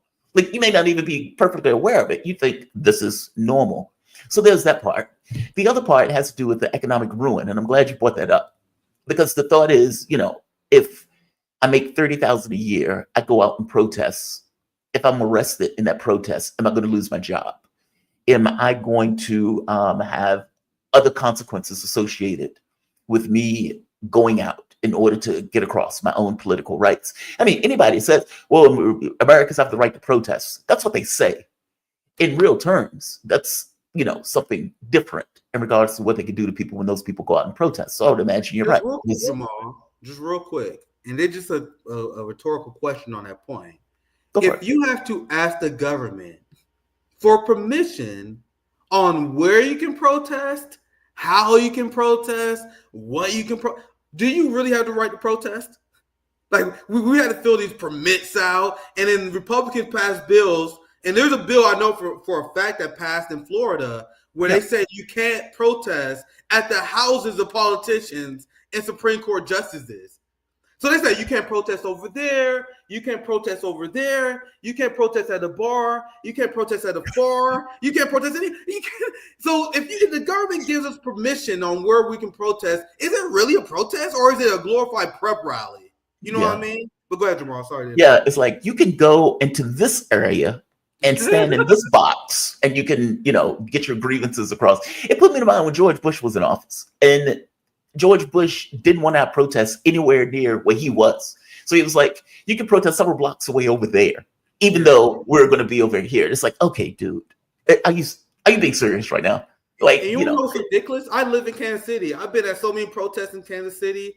There's a giant park. There's the Central Park near downtown Kansas City where all the protests take place. I gave a famous, not famous. I gave a viral. No, call it famous. I might be too much of now. It was somewhat well received speech during the March for Medicare for All, and I gave it during at the park at Kansas City. A lot of people watching. Not a big deal, but a lot of people watching. I gave the speech about Medicare for All. That the same spot where people got tear gas during George Floyd. That same place where Casey Tennis held a protest about tennis rights. The point I'm making is, every single time we have a protest in Kansas City, you know exactly where it is. Every time there's a protest in Kansas City, it's going to be at this park in central Kansas City. So the ruling class is like, all we got to do is avoid that area right there. Every single protest in Kansas City is in the same spot. Like, that's so stupid. So all they do is just ignore this area every single time. And I'm being very careful about this criticism, because I have no criticism about the people who organize the protest. They're following the rules or whatever. But how legitimate are these protests when they just draw a fucking box? It's a small park and every single protest is there. Every single protest is there. It's the only place that allows us to protest in Kansas City. And my thought is, how fucking effective is this really? But it's better than nothing. I will say it's you better can than nothing. stand right here and you can bitch and make your grievances known right there. Yeah. You got to stand in that box, that spot. Before I let you go, we have to hit Jon Stewart. Jon Stewart is hit and miss to me. He really is. Like, Yeah. I remember when Tucker Carlson went to interview Vladimir Putin, and it was a great interview. Putin gives this kind of historical context, historical lesson. And there's a part where Tucker Carlson goes into the subways, and Russia famously has these like epic subways. Like if you're in DC or if you're in New York and you see a homeless man taking a dump in the subway, okay, that's normal. That's a Tuesday in New York, right? Or if you see crack pipes, that's normal. That's a Tuesday in New York. Russia has like these chandeliers, like that. I mean, like it is full blown. Look like you're in a museum or something in those subways. And so Tucker Carlson was kind of marveling, like, whoa, this is astonishing. Look at these things. Jon Stewart that day came out and started trashing Carlson for being fascinated by how good their subways look. He was like, oh, candelabras and whatnot. He's like, this is the cost of freedom. It's like, so being in a shitty subway is the cost of freedom? Really? That's the argument that Jon Stewart is making. So DeepSeek, OpenAI, Sam Altman apparently created OpenAI. And this was marvel. There was all sorts of hype associated with these kind of large language models and the ability for these language models to kind of mimic speech, to give this kind of this human-ish answers and conversation to human beings when they're talking. It's almost like a Turing test. China comes out with DeepSeek, which smashes OpenAI, and not just smashes it, does it for much, much cheaper than what OpenAI did, not to mention it's open source. So anybody can use it, anybody can work with it, anybody can look at its own code base. As a software engineer, or worked as a software engineer before I started doing this, I am fascinated by what some of these things have been able to do. These things are utterly astonishing. I don't even know how they put these things together in order to make this work. And I'm saying this as a software engineer. So Jon Stewart, of course, brings this up. And I want to play the clip, but I want to get your take on Stewart going after DeepSeek. Because again, every so often, Stewart pops his head up. What the? And I think on this one he misses, especially since it's like $1 trillion that have been lost in the tech center with DeepSeek coming out. So this is Stewart giving his take on the whole DeepSeek versus OpenAI. It means a kind of conflict. I don't know what to call it. I was promised a new era of American prosperity and greatness. What happened? A powerful new Chinese AI tool called DeepSeek is threatening the U.S. dominance of this emerging technology. DeepSeek is on par with what OpenAI and Google have made, even though those companies are sinking billions of dollars, tons of years, and lots of development into this space. DeepSeek did it for cheaper in a matter of months. Hey. Who would have expected the Chinese to do it cheaper? I can't believe it. It's as though when you don't have labor laws or rights. And by the way, DeepSeek. Just to stop this for a moment. So he fully believes that the only reason, like, put aside for the moment the technical acumen that's required to do this. It seems that he is trying to take the piss out of this because of, like, they were able to build this for like $5.6 million as compared to hundreds of millions of dollars coming out of the other tech sector. What Jon Stewart doesn't quite get is this thing of return on investment.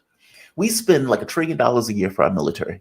And I often ask, okay, how do we know that we're getting the bang for the buck for the trillions of dollars that we're spending? Like if you have a capitalist country and the capitalist entities in that country are looking to maximize their profit, and you have a U.S. military that is uniquely unauditable, meaning nobody knows how much the U.S. military is actually spending or what they are spending that money on, and much of the budget is black. And so you have $1 trillion that is effectively being spent a year, and you question, okay, well, how much of this money is something that we really need? How much of this are going into equipment that is a benefit to our military, as opposed to, like the F-35, which 50% of the time the thing doesn't necessarily even work. And I would wager the same thing being true for the tech sector. It's not that the people aren't paid or human rights. It is a technical accomplishment that Jon Stewart seems to be fundamentally missing here. That's the issue. Not so much that it's done so much cheaper. It's that it seems to be a better product and a cheaper product to build, and it's open source. So they've effectively upended this whole technological thing that was going to be held by like a capitalist class that all of us would have had to somehow pay out of our pocket in order to use. China just made it free. Give me your thoughts on this. What are your thoughts? Jon Stewart is such a talented propagandist. It's shocking. And this is why I try to give grace to the Gen Z kids who like Hassan Piker and Vosh and a lot of these annoying streamers, because I went through the same phase. I'm not going to be holier than thou. As much as I find Gen Z to be very cringe when it comes to the stuff they consume, I used to watch Jon Stewart when I was a teenager, so I can't really complain. So Jon Stewart is a liberal white dude who hates China, and I bet he can't even explain why. Why is he lying about China? The way he had rationalized why China whooped Americans' ass is to claim, without evidence, because that's what white liberal dudes do, that China doesn't have workers' rights or rights whatsoever. That's what he said. Yeah. Now, I'm glad you saw that clip, because I'm definitely going to cover this on RB there soon. He claims that China doesn't have worker rights. And meanwhile, China has paid maternity leave, and we don't. In China, they have paid time off.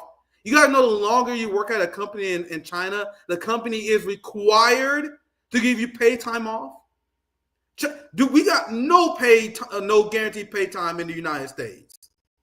In China, they have free health care. Meanwhile, liberal fuck Jon Stewart, in front of his liberal boomer audience, is telling people that China doesn't have workers' rights. In China, the average rent is $500 a month. If you live in Shanghai, if you live in a high cost of living city, $700, $800. You know how much I just moved just now? I paid about $1,000 for my apartment. That's all? $700 That's all you have to pay for your apartment? And this shit is like just one goddamn bedroom. That's I'm all? streaming in my living room right now. It's very meh. You know what I mean? Meanwhile, in China, you can live in fucking Shanghai, in the most innovative cities, for only about $600, $700. And if you live in the countryside, rent can be as low as about $300. So in China, workers have the right to choose where they live. That's the right of mobility. These are things that capitalists don't even think about. Yeah. So in America, you can be a working class person and you can't live in 80% of America. There's so many parts of America that's too expensive for you to live in, because in America, we don't have the right to movement. We don't have the right to choose where we live. We have the right to live in the ghetto. You know what I mean? Meanwhile, in China, you have the right to choose where you live because you can afford to live where you want. These are rights in the abstract that liberals don't even think about.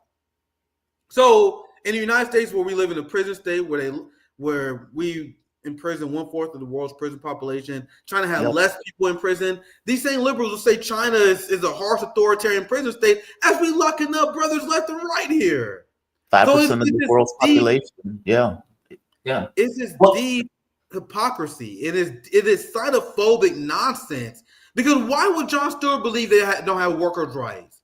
So there's two things that's happening here. Either Jon Stewart is a complete dumbass who fell for American propaganda, who believe that China is overtaking America despite not having workers' rights, or he knows better. This is what I'm leaning more towards. That he knows that Chinese people have worker rights, but he's a liberal white boomer who can't stand seeing Chinese people on top, and he is willing to lie about them in order to justify escalating conflicts against China. So do you think he's? So you did? I was just gonna say, do you think he's lying, or do you think he's just a propagandist? Which one do you think? I think he's smart, man. Like, I give these people a lot of credit. I don't think these people are dumb. Like George W. Bush is a Yale graduate. He talking in a country accent, so you think he just like us? He was a C student, like a C or D student. You gotta get my point. I get your point. I get your point. My point I am making is that these people are not as dumb as they let on. They are propaganda. I said the George Bush criticism, but they are not as dumb as they would like to let off. You know what I mean? When Jon Stewart is telling his liberal viewers that China doesn't have workers' rights, even though their worker rights blows ours away, that's a concerted decision he is making to lie to his audience to curry favor with the ruling class, which is why Comedy Central hired his ass in the first place. Which is why they're okay with having Jon Stewart as a guest on CNN every once in a while to rip them to shreds. Because he is a willing propagandist of the ruling class. And that's why he got his position. I don't know, man. I bump my head on this thing of not knowing whether or not they're lying or whether or not they are just in the dark. And the reason why I say that is, I think it's a debate. Well, and by the way, it could be both in some cases. Right. Like I remember there were such, like, for example, I remember Sanders was giving a speech one day, and I think it was a Washington Post reporter. And the Washington Post reporter was like, weren't you at a rally in South America and people were holding signs saying death to America? And Bernie Sanders was like, dude, do you know what was happening during that time frame? And the reporter had no idea. He had zero idea that the U.S. was paying for kill squads to go and effectively murder, to destabilize those South American governments. He was completely oblivious. He had this American point of view of the world, and nothing really fit into that particular American point of view. And so it's like, when some of these people are talking, I think they have an American point of view that ignores a lot of the other information that many other people would have if they didn't necessarily have this kind of slant in the way that they're looking at the stuff. I got to be honest, I don't entirely know all of China's workers' rights. You're right. If I'm not mistaken, like 90% of people in China own a home. It was some insane number like that, like you pointed out. 90% of millennials. That's the craziest thing. It's 90% of millennials that own their home. Meanwhile, the idea of owning their home as a millennial in the United States is good luck with that. Now, I admire China because of what they have accomplished, lifting so many people out of poverty. 200 billion is something to be admired. Essentially, it's astonishing. Yeah, there's no perfect country. All countries have their flaws, but how can I? And this is what I find very funny. How can you, as an American, who don't have health care, who live in the most violent empire known in human history, who are you to throw a shade at China? Yep. You guys know that Xi Jinping has around an 80% approval rating in China? Yep. The Chinese people greatly love their government. And this shown in the opinion polls. When Americans are asked about how enthusiastic they feel about the future, they're extremely doomeristic. And this is exactly why there are a lot of doomsday conspiracy theories that pop up all the time. That's because Americans feel dreadful about the future. But if you ask people in China about their thoughts for the future, it's extremely enthusiastic. They are excited for the future, and they love what their government is doing. Compare it to America, where Congress has a 13% approval rating. Congress has a 13% approval rating. Everyone knows our government is corrupt. So in order to cope with this, you know what we do? We tell ourselves that, other governments are corrupt as ours too. Yep.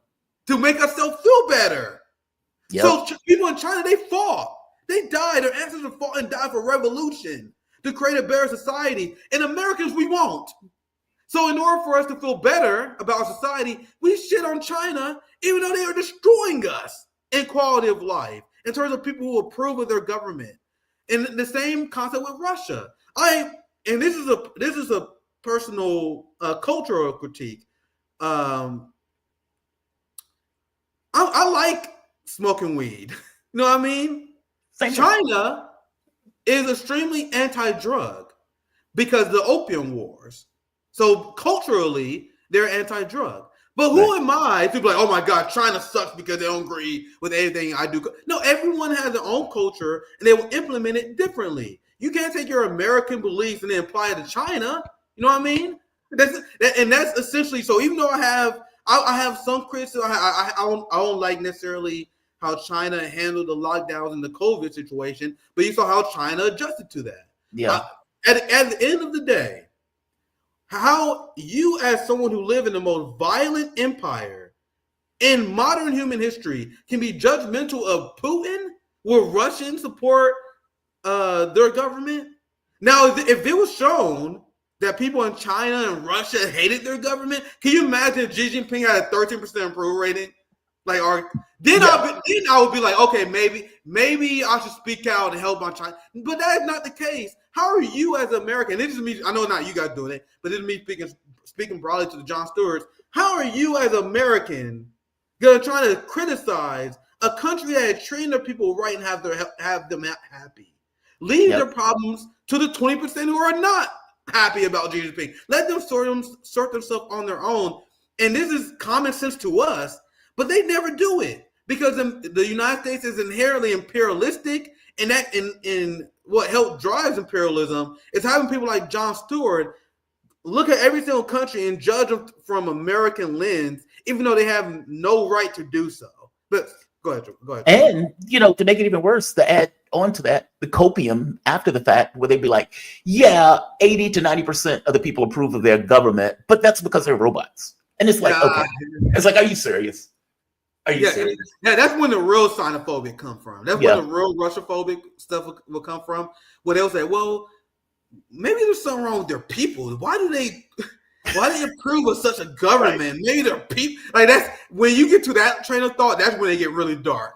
Yeah. And if you ever can get a liberal or conservative to talk about it, that when it gets really they will get there. If you scratch them, it'll come out. It's like, well, dude, I mean, it's like Putin got like an 80% approval rating. Xi Jinping got like a 90% approval rating. Well, that's because it's like when, sorry, Jamar, but it's like when Americans, both on Democrats and Republicans, they say the only reason why Africans prefer to do business with China and Russians is because Africans are too stupid to know that Americans, we're the ones you want to do business with.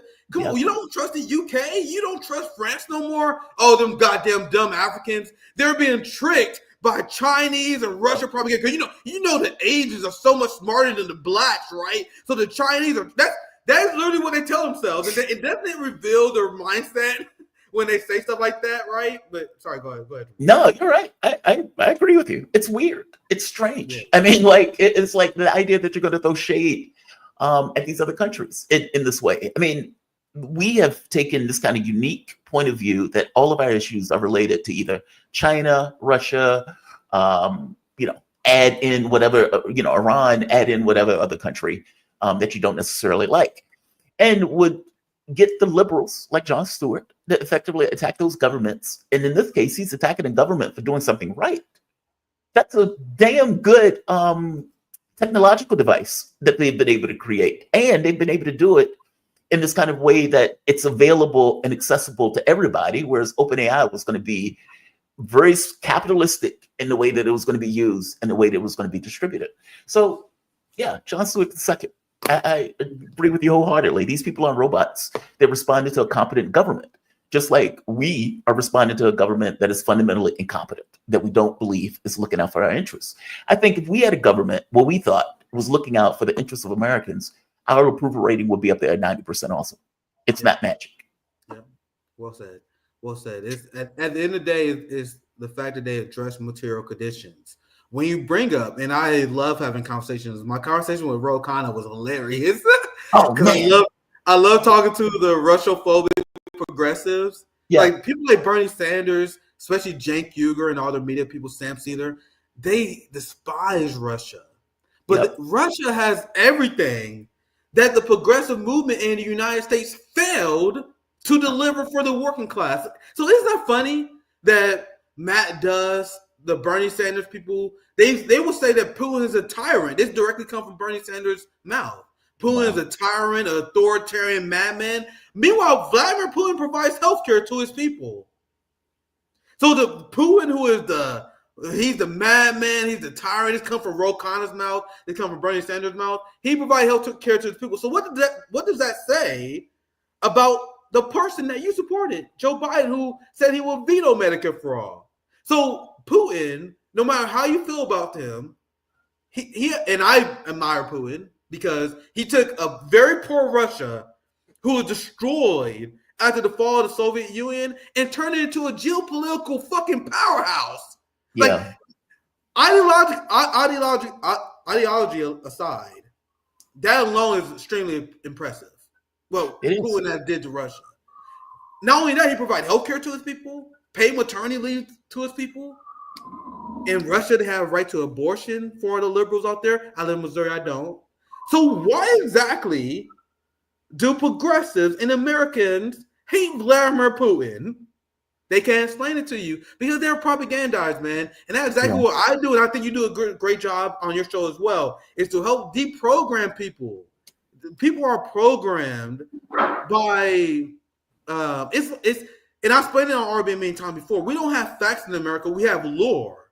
They tell you the American lore. They tell you the story that you're supposed to repeat. And the person who is trained, who has a doctorate, who has a master's degree, they're not really smart. They don't have critical thinking skills. Ro Khanna, he got some fucking law degree, and I ran circles around him, and I'm a college dropout. So the only thing you get from these academic institutions is that you memorize the lore.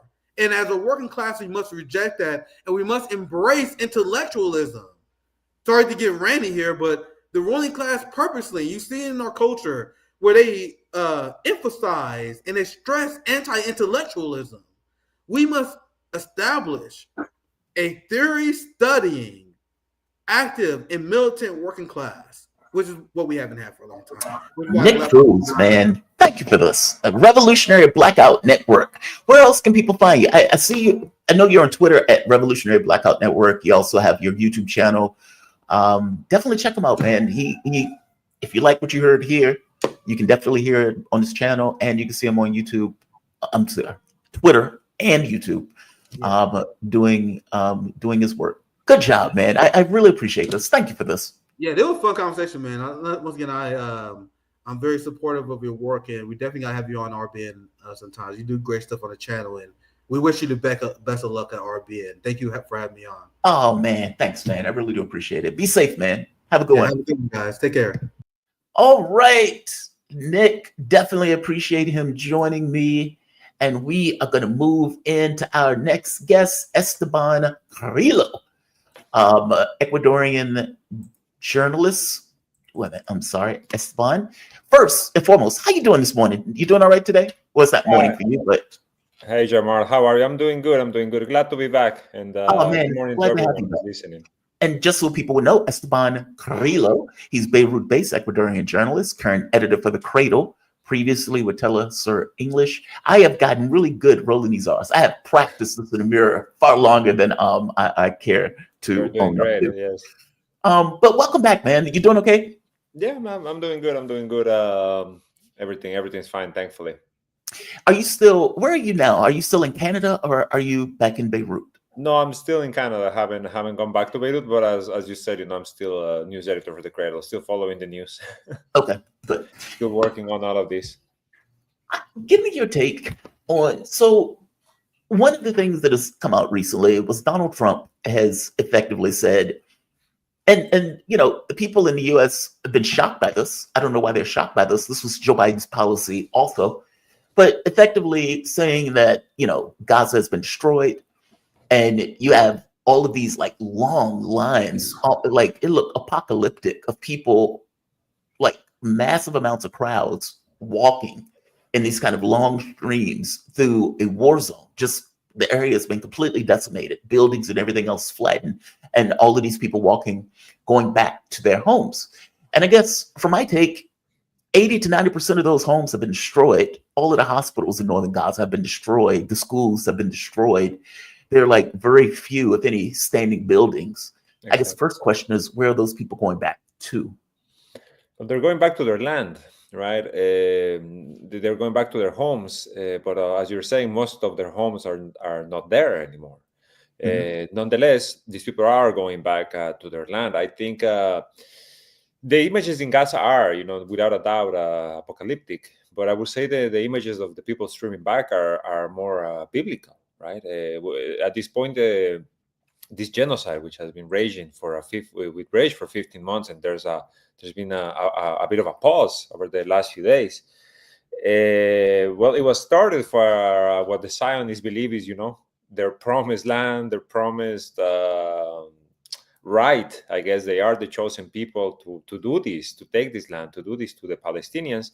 But in reality, what we're seeing is something else, right? When we see all of these, they're talking about 350,000 people that filed back into the north of Gaza after it was ethnically cleansed. After, like Jamal, we don't need to go over everything that the Israelis have done again, right? A full-blown genocide, live-streamed ethnic cleansing, mass killing, collective punishment, you name it, it has been done inside Gaza, and yet the people are going back to their land, to their homes, to sift through the rubble, right? Right now, every day, the Gaza Health Ministry is reporting updated death tolls, even though, you are in the middle of a ceasefire. And many of these is just the bodies that they have been able to finally get to and recover from under the rubble, from the sides of the streets, etc. So I think what this shows in the end, what we're seeing, it's the resilience of the Palestinian people, and the resilience and their connection to their land, because this is their land. This is, where their families and their forefathers lived and built their lives. To the point of what Donald Trump said, as you're saying, I don't know why people are so shocked, because this is not just this seems to be, right, the policy of the U.S. government to be allowed to do Israelis whatever they want in Gaza, including ethnically cleansing it and taking the land. But it's also what the Israeli leaders themselves have been saying from the beginning, from October the 7th. Back to the whole remember what Amalek did to you, to we're fighting human animals, and to what the officials have been saying more recently, right? Even Jared Kushner, remember what he said, Donald Trump's son-in-law. He said almost a year ago now, Gaza is a valuable beachfront property, and we need to start getting it cleaned quickly, so we can, start making some money. This is what Donald Trump is saying. And as we've discussed before with you, Jamal, I think like the main difference, right, in foreign policy or in Israel relations when it comes between Donald Trump and Joe Biden is the straightforwardness of it, right? Donald Trump is just much more straightforward in just saying the quiet part out loud. And the quiet part at this point is let Jordan, let Egypt take all of these 2 million Palestinians, so that Israel can, turn. What is it that they call it? Turn the desert into a garden, right? That this make it a little Europe. A little garden. I mean, it's unlikely to happen. I do not see it ever really happening, but not for lack of trying, right? And I think we're going to see a lot of attempts this year, in particular, to push the Palestinians out of their land. Well, this is Trump. Just to give the audience the reference of what Donald Trump was saying in relation to this, effectively saying he wants to clean out Gaza. I'm talking to General El-Sisi tomorrow, sometime, I believe. And I'd like Egypt to take people, and I'd like Jordan to take people.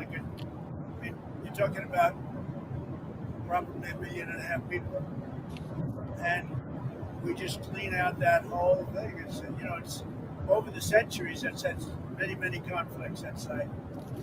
And I don't know, it's something has to happen, but it's literally a demolition site right now. Almost everything's demolished, and people are dying there. So I'd rather get involved with some of the Arab nations and build housing in a different location where they can maybe live in peace. I mean, the thing is, it's not like this idea is new, right? I mean, this was Joe Biden's idea. It's like, okay, this area has been destroyed. We can't pressure Israel, or at the very least, we're not going to pressure Israel into doing anything. So what if we just take everybody out, we ethnically cleanse the area, and we let Israel take the land and expand into the West Bank and into Gaza. Oh, this is a brilliant idea. We just need to get Egypt and Jordan involved. And Jordan and Egypt said, go pound sand, basically go kick rocks. We're not doing that. Because what they know is, A, those people are not going to be allowed back in the moment that they're evicted and they're kicked out. This has already happened once before. So no, that's not necessarily going to work. I guess my thing is Joe Biden was a uniquely weak president.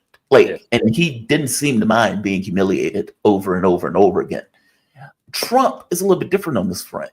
Do you think that the U.S. has any pressure at all to apply in order to affect his will? Because if you think about it, Trump seems to have taken an idea that if he's belligerent, if he escalates, he can effectively make the world terrified of him. Now, this works if you're talking about, let's say, Europe. Where Denmark is so terrified that they're effectively telling its European allies, all right, just don't say anything. Just be quiet. He'll be okay. It's like, just not bring it up. Just don't provoke him. Don't make Papa mad. Don't make him angry. Exactly. That's their policy, right? That's what they're dealing with on the issue of sovereignty, where the U.S. president effectively said, I'm going to take Greenland. I'm going to steal Greenland. This does not work with Russia because, it's like, A, you have no more weapons to give. You have no more sanctions to give. You've effectively lost the war after 3 years of that war. You have nowhere else to escalate short of a nuclear war, which I don't get the sense that Donald Trump wants. So, in one sense, this plan of, okay, I'm going to escalate in order to try to get a deal. Okay, that's not going to really work with Russia.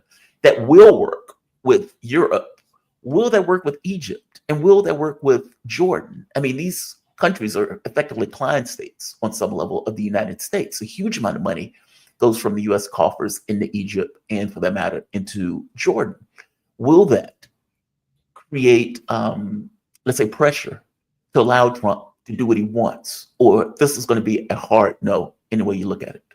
I don't see Egypt and Jordan in particular being, the nations that stand up to the United States. As you're saying, they are completely client states. They are beholden to whatever the current inhabitant of the White House says. But they also need to. They also need to consider the leaders, mainly the response from the people, right? From civilians. I think. Sadly, at this point, that question still is up in the air, right? Remember when the genocide started, there were a couple of instances of Egyptian police opening fire on Israeli tourists, killing a few Israeli tourists. The Israeli soldier who crossed, remember there was an Israeli soldier who crossed into Gaza and opened fire on Israeli troops as well. Mm-hmm.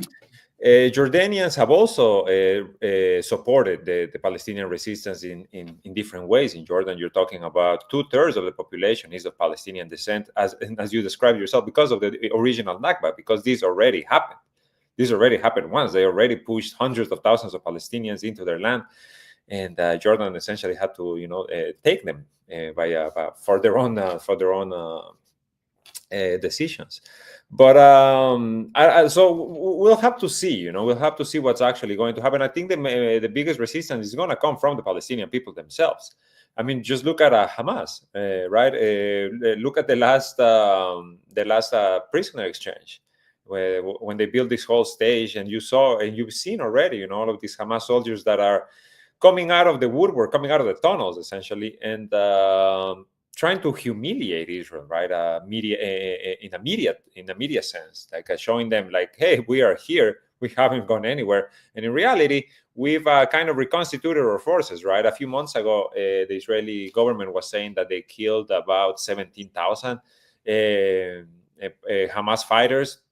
And now, last week, I think it was Israel Hayom or Haaretz, or one of these Hebrew outlets, that was saying Hamas has managed to recruit 15,000 more fighters. Mm-hmm. So essentially, you're 1-to-1, right? Everyone you killed has been, if according to you, right, to your own figures, has been replaced. So where does that leave you? Where does that leave the war machine? Where does that leave the goals? The strategic military goals for Gaza, which were to eradicate Hamas. So Israel failed in that regard, and the images of the Palestinians returning north the images of the Israeli soldiers leaving the Netzarim corridor, right? This land corridor that they built to separate the north from the south of Gaza. A few days ago, soldiers were required to leave as per the agreement of the ceasefire. They left in tears. This is what Israeli media said. This is what Channel 14 said. They left in tears, asking themselves, what did we even do for the past year if we haven't achieved anything, right? In the north of Israel, the settlers are refusing to return, essentially for the same reason, saying there's absolutely no security for us there. So what has Israel achieved besides the mass murder of Palestinian people, besides leaving, about 30,000, 35,000 Palestinian children orphaned? A large percentage of Palestinian children are now being taken care of by people who are not even related to them, people who decided to take in this lost child. This is what Israel achieved. In military terms, they didn't achieve anything. So if Donald Trump comes in and starts pushing for the displacement of Palestinians to Egypt or to Jordan, I don't see how that's going to be achieved on practical terms, right, on the ground. And other than that, to your question about what leverage, I think Donald Trump has plenty of leverage, right, with Israel. I think he's not going to play. He's not going to play ball if they approach him the same way they approach Joe Biden. As you said, humiliating him, right? Like constantly humiliating him. We saw even before his inauguration that Donald Trump managed to get this ceasefire agreement. Now, before anybody gets me wrong, I am not singing the praises of Donald Trump, but there is a difference in the approach, and there was a difference in the approach that he took, because the ceasefire agreement that Israel agreed to implement was essentially the same that was already on the table since May, right? And since May, Joe Biden and the White House essentially bent over and accepted anything that came their way, because it's Israel, right? But now you have Donald Trump, who wants to, has other designs, right? He doesn't want to leave Israel on its own ever, obviously, but he's not gonna play ball the same way that Joe Biden was playing ball. So again, they have Syria, for example. I was just reading that there's talk in the White House about again withdrawing troops from Syria, and this is something that has Israel a bit on edge, because Syria at this point is melting pot for terrorism. Now, we've talked again before, right, how all of these people who were former ISIS and Al-Qaeda commanders have never really targeted Israel. But that doesn't mean that things cannot develop or things cannot evolve, or different groups can take a root in Syria once Turkey comes in and takes control of all of these ISIS prisons, or once maybe Iran finds a different way into Syria through Iraq. Things are constantly changing. So I think Donald Trump has a few ways to leverage influence over Israel. But the real question at the end of the day is, how long is the ceasefire going to last? And is Donald Trump going to manage to make this a lasting ceasefire, or are Israelis going to get their way, which is just restart the war? Oh, that is the question. Like, that is the operative question, because the guy who, like, my account has been hacked. My Twitter account has been hacked. Garland just sent me an email saying he doesn't believe it's a hack. He believes that Twitter effectively destroyed the account. Because the moment that, the reason why I was going this angle is on my Twitter account, I have this clip that Donald Trump released of Jeffrey Sachs. And Trump pointed out, or in that clip, Jeffrey Sachs pointed out that Netanyahu is a deep, dark son of a bitch, and that he basically has no interest. That Netanyahu is a deep, dark son of a bitch and was responsible for many of the wars that the United States has been involved in the Middle East. There's another clip that I found. Well, I didn't find it. DialogueWorks found it first. But basically, Donald Trump saying that Netanyahu didn't want a deal, that Abbas did, that he believed that it was the Palestinians that didn't want a deal, and he found himself to be completely wrong in that assessment.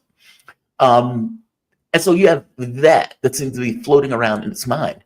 The guy who Donald Trump sent in order to get the ceasefire, and I'm putting it in quotes, ceasefire, he did not take any shit off of Netanyahu, or at the very least the people that he went to negotiate. Initially, the person effectively said, hey, this is the Sabbath, something to that effect. And the guy said, I don't give an F if it's the Sabbath. We're going to make this deal. Yeah, I don't care what your religious holiday is. I don't care. We're going to do this deal. Meaning he seemed to give less cover than anybody in the Biden administration did, and was more involved in this is going to be the deal that we make, with a certain skepticism of the Israeli position, far more than anybody coming out of the Biden administration.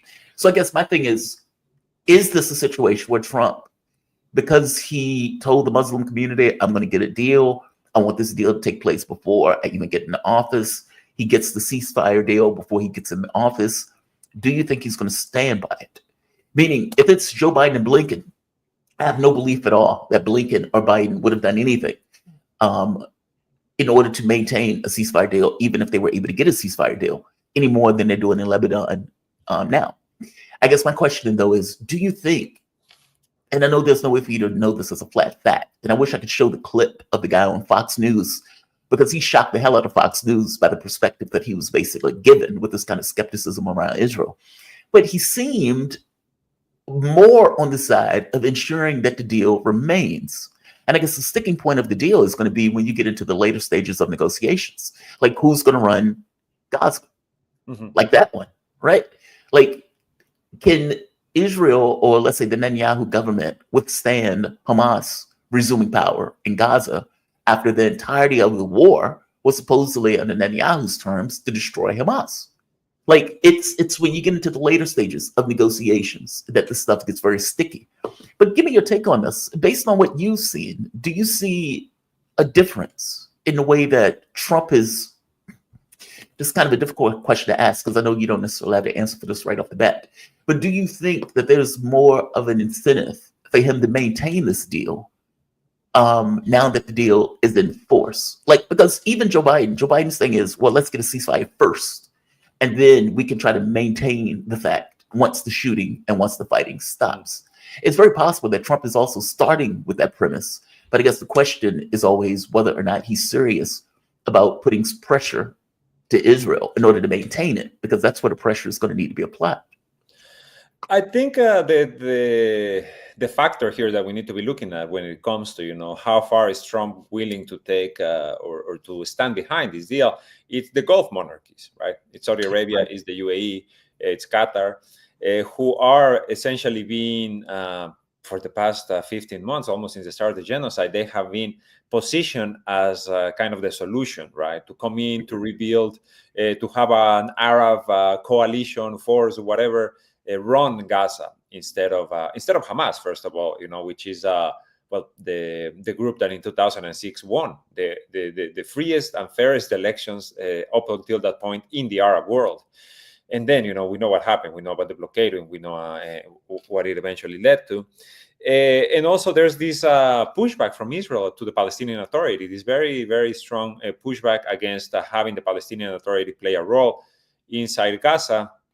Israel wants this Arab coalition. They want the Emiratis, and they want the Saudis to take on this role, because this would essentially allow Israel to be in control, right? In one way or another, or at the very least, the U.S., right?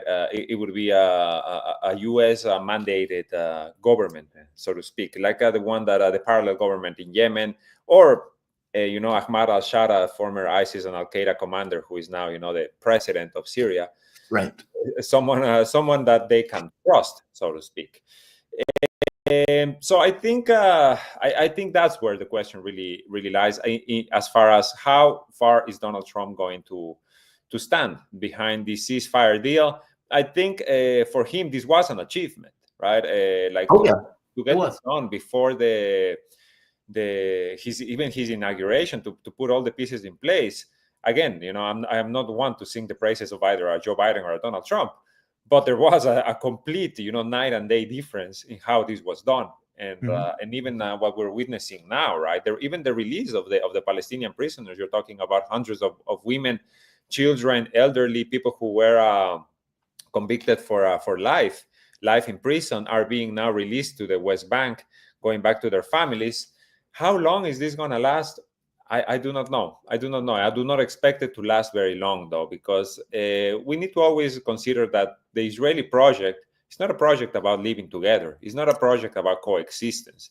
Right. It's not a project about respecting international law. That's been proven at this point, I think, beyond a shadow of a doubt. This is an expansionist project. This is a warmongering project, a bloodletting project that it's looking to exterminate the native population, and they're going to find a way. And I think what they did in Gaza, it's already set the stage, for the next several decades. The UN is talking about 15 years just to clear the rubble, not even to reconstruct. To reconstruct, they're talking about decades. They're talking about billions upon billions of dollars. And of course, the way they're going to approach it, the whole, let's push them out into Jordan or into Egypt is, well, how are you going to have civilians there while you rebuild? And look at all of the chemicals that are being released into the atmosphere, and the asbestos and the unexploded bombs, and et cetera, which, well, there is a point, of course, but it's not the reason why, right? This is not allowing people out of there until it gets cleaned up and rebuilt so they can come back. This is just kicking them out, and you're never coming back. They are never going to be allowed back into Gaza. So I think if the Gulf monarchies are going to be okay with this, because let's remember, Saudi Arabia still wants to normalize with Israel. This is what's laying behind. This is what's really behind the diplomatic movements. I think the election of a president in Lebanon, the fall of the Syrian government, this is all connected. This is all connected to displace Iranian influence, which they achieved in the Arab world, and to reposition Saudi Arabia as, I guess, the peacemaker, right? The final bridge between the Zionist state and the Arab world. But it doesn't solve the Palestinian question. And I don't think any of these leaders have an answer to the Palestinian question, because the only answer to the Palestinian question is to grant them sovereignty, is to grant them independence, and is to grant them the self-determination to choose their own leaders and to live in their own land. But again, this goes completely diametrically opposed to what the Zionist project is. So it's gonna continue to be a conflict, no matter what. No matter what, this is gonna continue to spark wars, to become a conflict, and until you either kill all of them, which it seems they seem to be willing to do, or simply accept that the way forward is either coexistence or letting Palestine, freeing Palestine from the Zionist state. Well, they don't seem to want coexistence. And it seems that at this point, between killing them all off, they seem to be perfectly okay with either killing or expelling them out of the country. I don't even know how the expulsion thing would even work. I mean, what are they going to do? Forcibly kick 1 million people out of Gaza? Is that the plan? Like, it just seems over the top. I mean, yeah, I suppose you could do it, but the fallout of something like that is astonishing. And you're getting Europe every so often. I think it was Macron. It was like, we are not going to accept Israel taking over Gaza. It's like, just shut up. It's like, just shut up. It's like, I don't need your take, dude. Europe has zero power in any of this stuff. I was talking to Glenn Deeser earlier today, and we were pointing out how Europe is being cannibalized, and they are not accustomed to being in that vassal status in the way that Donald Trump is humiliating and making them sure that they know you're a vassal, no more, no less. Mm-hmm. From your take, what is going on in Lebanon right now? I like you said, they re-elected, or they just elected a new president. From my understanding, the new president is effectively a tool, like a full-blown tool of Western interests. It was, and again, correct me if I'm wrong on any of this, the winning of this particular president indicates how Hezbollah has effectively lost power in the context of Lebanon, especially after the war. What is going on right now? I mean, from my understanding, Israel was shooting at people who were returning back to their location. And there was supposed to be this deal where the Lebanese military would take over the areas that Israel was effectively invaded and occupying. That doesn't seem to be the case, though. Israel still seems to be maintaining their current position against the ceasefire agreement. What's going on in Lebanon on the ground? As you said, the ceasefire, right? Israel and Lebanon agreed, this is such a difficult topic to discuss, honestly, because they did agree, right? This was the announcement. They agreed to a ceasefire, but then only one side respected the ceasefire, and the other side just kept bombing Lebanon, right? It was Israel that violated this agreement over 1,000 times before it ended on Sunday morning. what we saw on Sunday was Lebanese families, Lebanese civilians stream back to the south and start pushing back Israeli troops. They liberated about 36 towns non-violently. I'm talking about families. I'm talking about civilians, unarmed civilians, just going back to their homes. Right. Standing, you must have seen the images of the woman standing in front of the tank pointing at her, point blank, of the people just like confronting these Israeli tanks and getting shot at. Again, and images that display the failure of the Israeli state in achieving any of its military goals. Now, in this case, in the south of Lebanon, what's going on now, in particular, it's a U.S. mandated extension of this ceasefire. Right, the U.S. on Sunday said this ceasefire is going to be extended for 3 weeks. Lebanon and Israel have agreed to it, and then the Lebanese government came out and said we didn't agree to anything. I don't know what you're talking about, but eventually they did say yes, we are going to extend because, as you're saying, I think at this point, more than a tool of the U.S. government, the Lebanese government is more of a hostage. Is a hostage of the Israeli government and of the U.S. government as well. Lebanon, Hezbollah, as you said, they have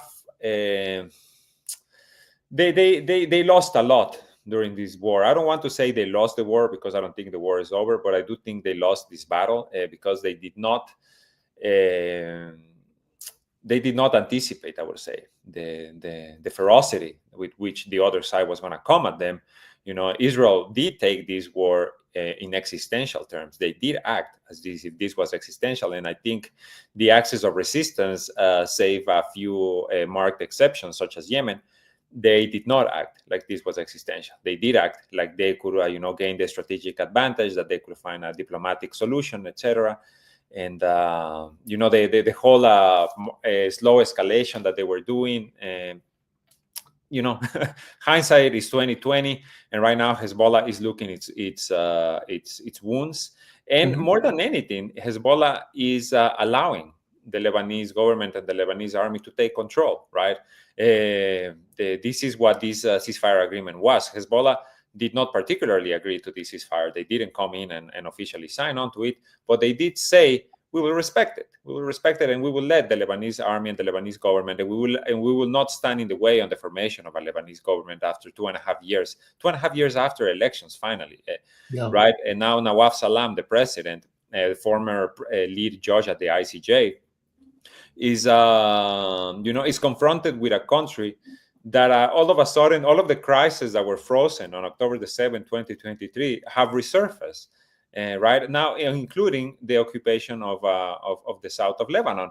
Now, right now, Ynet, the Israeli outlet, is saying that the Israeli army says they will not withdraw from the south of Lebanon until the Lebanese army shows that it is in control. Right? Shows that it is in control. What does this even mean, right? Like, I don't even know what that means. Why are you the ones that are going to determine, right? Why is the Israeli army the ones that have to give the go ahead? There's a 5-member committee that is overseeing this ceasefire. It should be them that say it should be UNIFIL, right? The UN interim forces in Lebanon that give their okay. It shouldn't be the opposing army, right? And why doesn't Hezbollah? Why doesn't the Lebanese army? Why don't they get to say whether Israel, is adhering to the terms or is in control of the north, right? That they're not going to let these demented settlers cross back into Lebanon, because they were already, these Zionist settlers crossing into Lebanon and renaming Lebanese towns in Hebrew. So why doesn't the Beirut get the say in this as well? And I think, well, sadly, we all know the answer to that. Lebanon is a country that is currently being held hostage between a genocidal state, a genocidal army, and ISIS 2.0. And ISIS 2.0 dressed in Armani suits and receiving, officials from the UN and the EU, sitting down with them and getting aid and getting, the IMF to come in and say and pledge money for Syria. Now, this is where Lebanon finds itself in. It's literally between a rock and a hard place. So they have nothing. The Lebanese government, and I know opinions differ on this, but in my view, they have no other recourse but to play ball. They have nothing else but to play ball. They have to accept what is given to them, and I hope that the Gulf monarchies again are willing to back them, in one way or another. Lebanese reconstruction of Lebanon is also being talked about with Gulf funds. They're talking about Saudi Arabia Right. giving money to reconstruct Lebanon. But again, I don't see how this can even be called a ceasefire. Just last night, 2 Israeli airstrikes hit the south of Lebanon, the city of Nabatea, where people were already back, where the army was already in control. And they just bombed. They bombed that truck, then they bombed some other location. They killed they killed at least one person. They injured dozens. This is a ceasefire. This is the new normal. This is the status quo. Where's the Lebanese army? Right? The Lebanese army is also staying very quiet. The Lebanese army is staying very, very quiet about what is happening, because they are caught between the rock and a hard place. And Hezbollah is saying this is not a ceasefire. Hezbollah is speaking up. Right, but I don't think Hezbollah has at this point the capacity or the support, right? The support from the Lebanese people to start the war again. Because when this war started on October the 7th of 2023, and up until it ended, there was different levels of support from the Lebanese population, right? Obviously, Hezbollah's bases 100%, but even those who oppose Hezbollah, they did, for the most part, kept quiet. Right now, I'm not talking about the politicians. I'm not talking about like the actual politicians. I'm talking about the people. I'm talking about the everyday people that that they do not support Hezbollah. They do not support Iran. They didn't come out and actively do anything, right, to stop Hezbollah. They offered their support because they understood. Because regardless of anything else, regardless of the hate or the distrust that the people may have for Iran, this doesn't mean that they like Israel. And this doesn't mean that they are blinded to see what they are doing in Gaza and what they're doing in the south of Lebanon, killing the civilians in the way that they have. But if Hezbollah were to try to start the war again, I don't think they will find the same support. Because, as I said, Lebanon is a country that before October 7th, they were already living in a deep, deep crisis. The World Bank described it as the worst crisis in 150 years. And this is still the reality for Lebanon. So I do not know how Lebanon is going to crawl out of this. But I know that attempts are being made, and these attempts are coming from all sides. I do think there are attempts at Lebanese unity to help this government move forward, including from Hezbollah and other Shiite factions. But again, just like in Gaza, it depends on how long and how much other regional players are willing to back Lebanon in this, and whether Israel is even willing to play ball. Well, I suspect that Israel wants that territory. Look, my Greater Israel goes up to Turkey. Oh, well, right. Especially in relation to Syria. Yeah, I guess you're absolutely right. I want to move to UNRWA for a bit. I want to play this clip. I want to get your take on this. I got to be honest. I knew that UNRWA was very influential in ensuring food and resources got into the Gaza Strip. I didn't realize how extensive that was, though. Listen to this. Apparently, in 48 hours, a ban is going to go into effect where Israel is going to force UNRWA to cease operations in the region. The United Nations and the Security Council that the legislation concerning UNRWA's activities in Israel will officially come into force in 48 hours on January 30.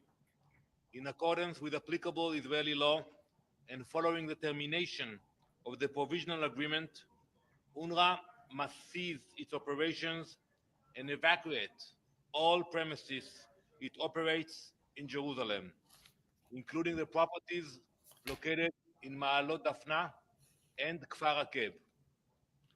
The legislation forbids UNRWA from operating within the sovereign territory of the State of Israel and forbids any contact between Israeli officials and UNRWA. Furthermore, UNRWA would be prohibited from maintaining any representative, office, service, or activity within our territory.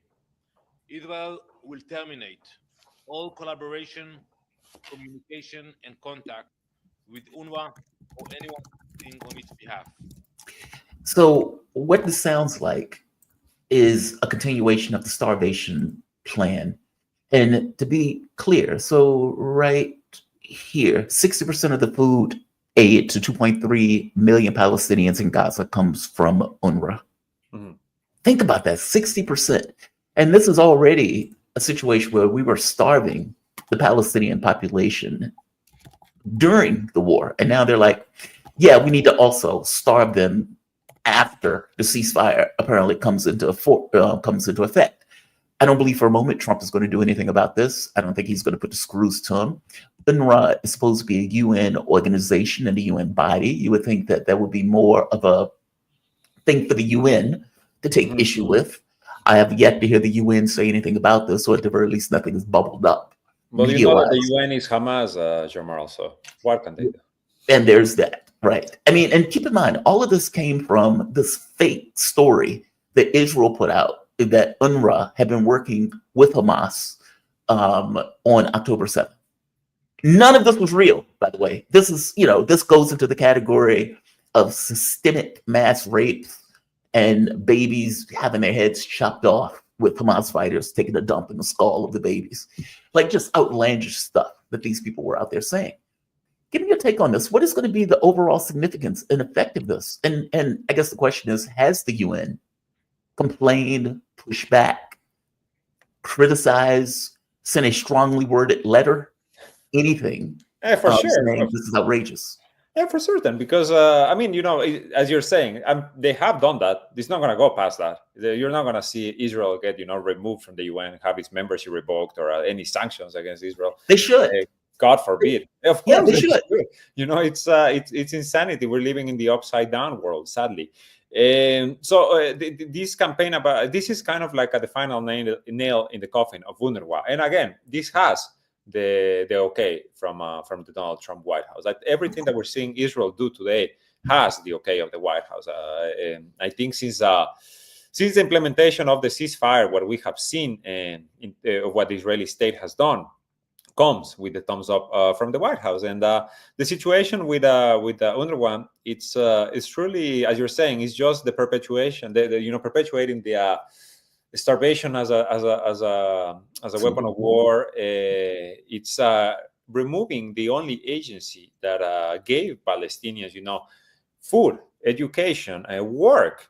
Right, over the past 20 years inside Gaza, you're talking about over half, maybe around 2/3 of the working age population. They work for UNRWA because it's the only agency that is present or that is capable of providing salaries for Palestinians who are living under a blockade, under an economic blockade, under air-sea blockade. Those who didn't work for UNRWA, they were working outside in the occupied territories for Israeli companies, as prisoners essentially.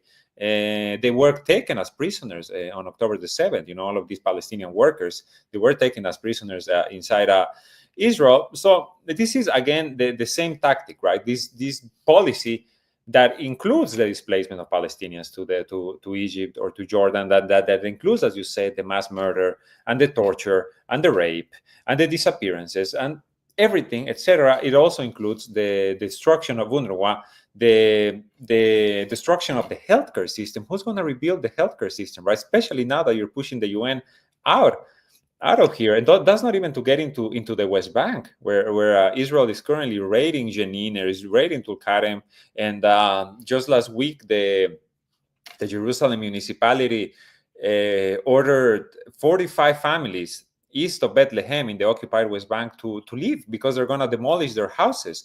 They're going to demolish about 100 houses and just take the land because why? Because they can. That's going to stop them, right? They can. So they can do this with UNRWA.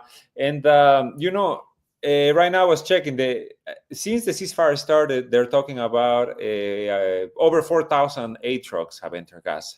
And as you said, this is not enough. This is not enough. 4,000? That's it?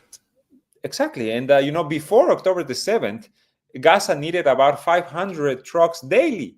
Right. Daily, before. When the building still stood, when the hospital still existed, when the infrastructure for water and electricity still existed. Now, not even that exists. And on top of that, you want to remove the main humanitarian agency providing support for Palestinians. And as you said, Jamal, due to a smear campaign, in which UNRWA is accused of taking part in the October 7 attacks.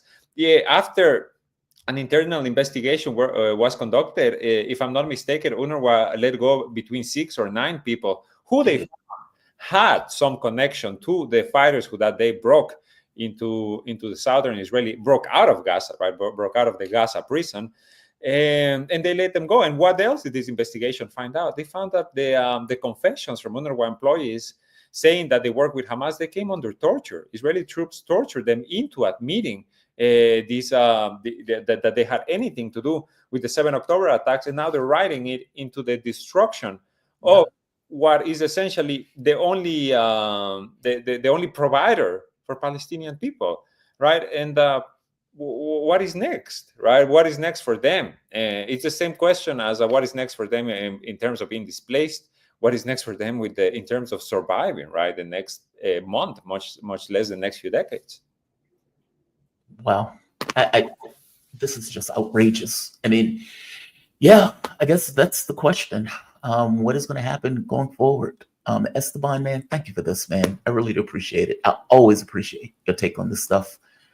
You are well read on this. You know your stuff. Esteban Carrillo. He's a Beirut-based Ecuadorian journalist, current editor for The Cradle.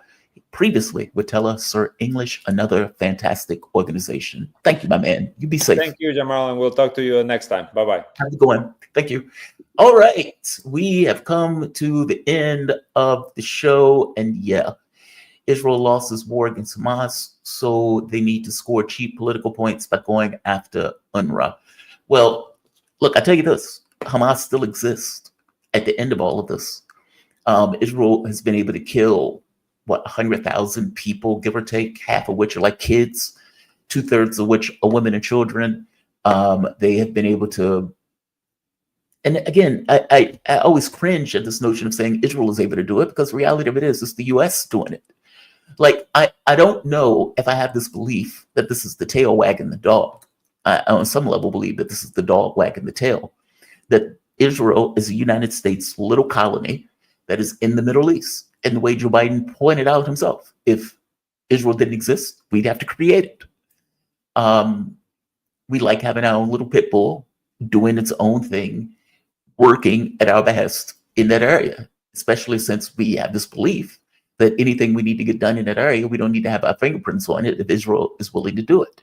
And in their take, they want to expand into that region. And so it's not shocking. I think that's the part that has always been shocking to me, that any of this is shocking. It's like when the US and the United States decided to expand and go from one end of the country to the other end of the country. Expansion was the entire point of the colony. And when they're looking at Israel, people are like, I can't believe that they're doing this. Why can't you believe that they're doing this? If you are trying to eliminate a population where you don't, meaning you want to expel or kill that population, having hospitals works against that. Feeding them works against that. So yeah, of course you're going to destroy hospitals and schools and buildings and houses, meaning you destroy the things that are necessary for life. So in order to prevent life from coming back to that location, into that area, that has been their plan, that has been their objective, and that has been what they have been assiduously working towards and doing. And we have been effectively backing them in this. If the US wasn't on board for this, well, we give them 70 to 80% of the money that they're using to do it. We give them the bullets, the guns, the artillery. We give them the vehicles. We give them all of this stuff. And so if we weren't involved, or if we weren't interested in them doing it, they wouldn't be doing it, because we would just say, no, we just say stop. That's not necessarily the way it works. I don't fully believe that this is entirely a monetary thing.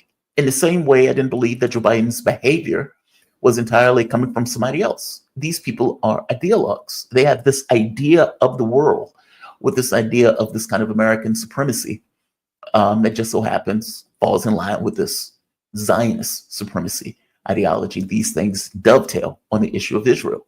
And so you get a large majority of the people who are in the political space who just agree. They just fundamentally agree.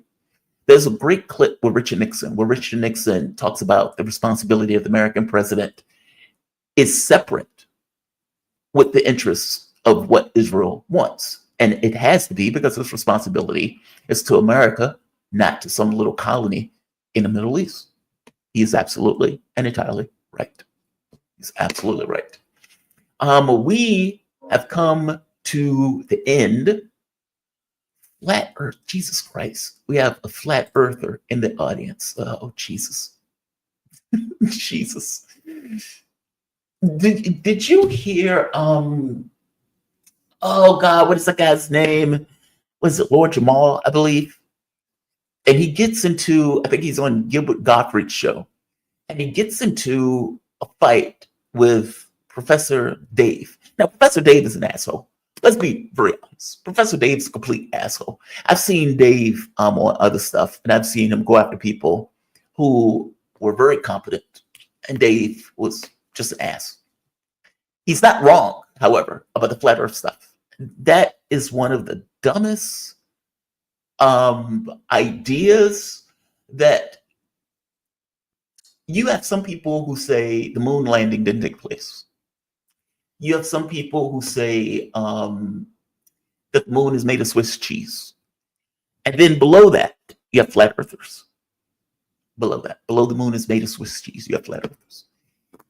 And he gets into a fight on air about it, is completely humiliated. Is completely humiliated. And I put him in this box of people kind of like, what is that guy, the actor that was on Joe Rogan who was saying 1 + 1 is 1 or some ridiculous nonsense. Terrence Howard.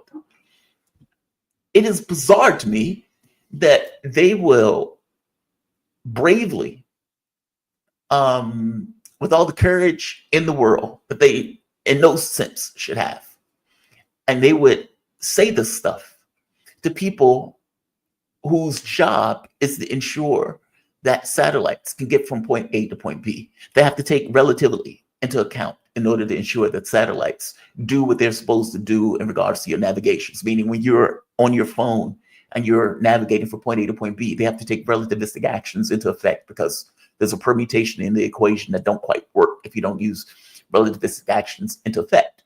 I think what it is, they believe that because of what scientists have to expose in order to explain something, that they can only expose so much, because if they expose too much, it's not going to be clear. It's not going to make sense. And so somewhere along the way, they believe that, well, just because they expose this much of their knowledge, well, I can match this much of their knowledge. They don't know what the fuck they're talking about. That was a humiliating conversation. And then he turns around and attacks Godfrey because he looked like an asshole in that conversation. Just outrageous. Jabari, VLC Media, we didn't need the money. Laughing.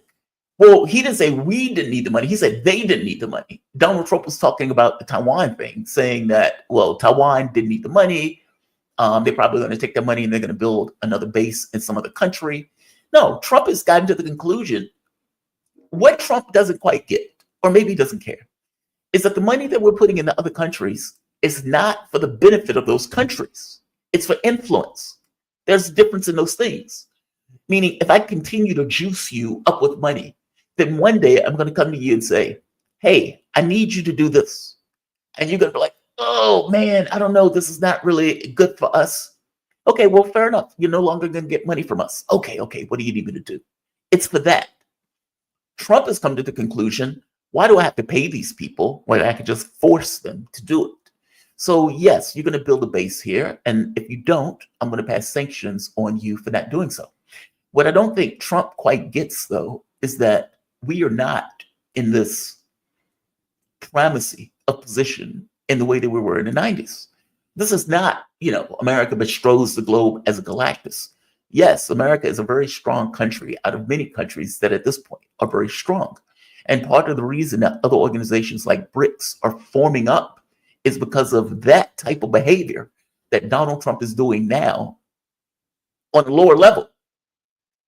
So if you, using the dollar as a weapon in regards to sanctions, using these kind of unilateral sanctions, the overthrowing of governments, freezing out countries that you don't necessarily like because you don't necessarily like those countries, this kind of mean girl stuff.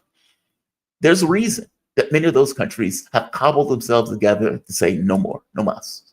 we will do this differently. We will have a secondary axis by which to negotiate that goes around Western influence and Western interests. What Europe doesn't quite get in all of this is that we are not equals. We are not friends. You're not our buddies. You're our vassals. And even though, Joe Biden or Obama may talk to Europe as if they're partners, as if they're equals, you're not. I hate to tell you this, you're not. And what Trump is doing right now and the way that Greenland is responding to it makes that point completely clear. The idea that you are Denmark, you supposedly have ownership of Greenland. The president comes in and says, we're going to take Greenland from you because of issues of freedom and democracy. And your response is, okay, shh, don't say anything. Maybe he'll just leave it alone if we don't say anything. Meaning they are so terrified that they don't even want to bring it up because they think it'll bolden Trump further on this issue of Greenland. They are panicked by the whole thing. And it's like, okay, so how are you a sovereign nation if the US on a whim decides we want to take your territory? And the best response that you can come up with is, how high do you need my ass to be for you to kick it? Just amazing. Just utterly amazing.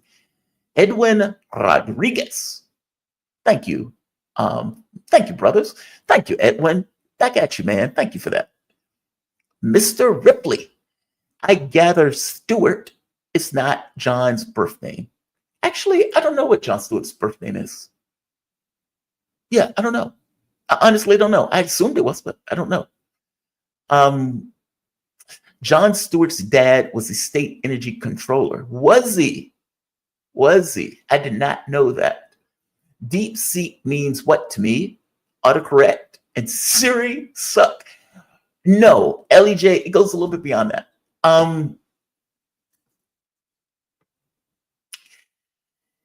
The AI thing is terrifying. By the same token, it's like anything else, and there are going to be some benefits associated with it. So think of, for example, at some point, you can have a car that goes from point A to point B. And that car is most likely going to be using some kind of artificial intelligence to go from point A to point B. At some point, the artificial intelligence is going to go from, let's say, like a large language model into what they call general intelligence. General intelligence will be like if I say, all right, computer, go log on to this site for me and register for this and this, but don't register for the other one. And it goes and it does exactly what you tell it to do. Or if I say, hey, go out and change my tire, and a robot walks out, changes the tire, inflates it, and you get in the car and go. Meaning there's a thing of this ability to understand what they're being told and to respond to it. Right now, it gives this kind of impression of intelligence. It gives this notion of you can talk to it and it will talk back to you. And most of the time, it would say something that kind of makes sense, even though it has no ability to understand what effectively you're telling it. It's getting more sophisticated, though. And China has been able to do it cheaper, significantly cheaper, and not just significantly cheaper. They open the source. So everybody has access to the source code in a way that was not going to be true for something like OpenAI, that was a purely capitalistic device.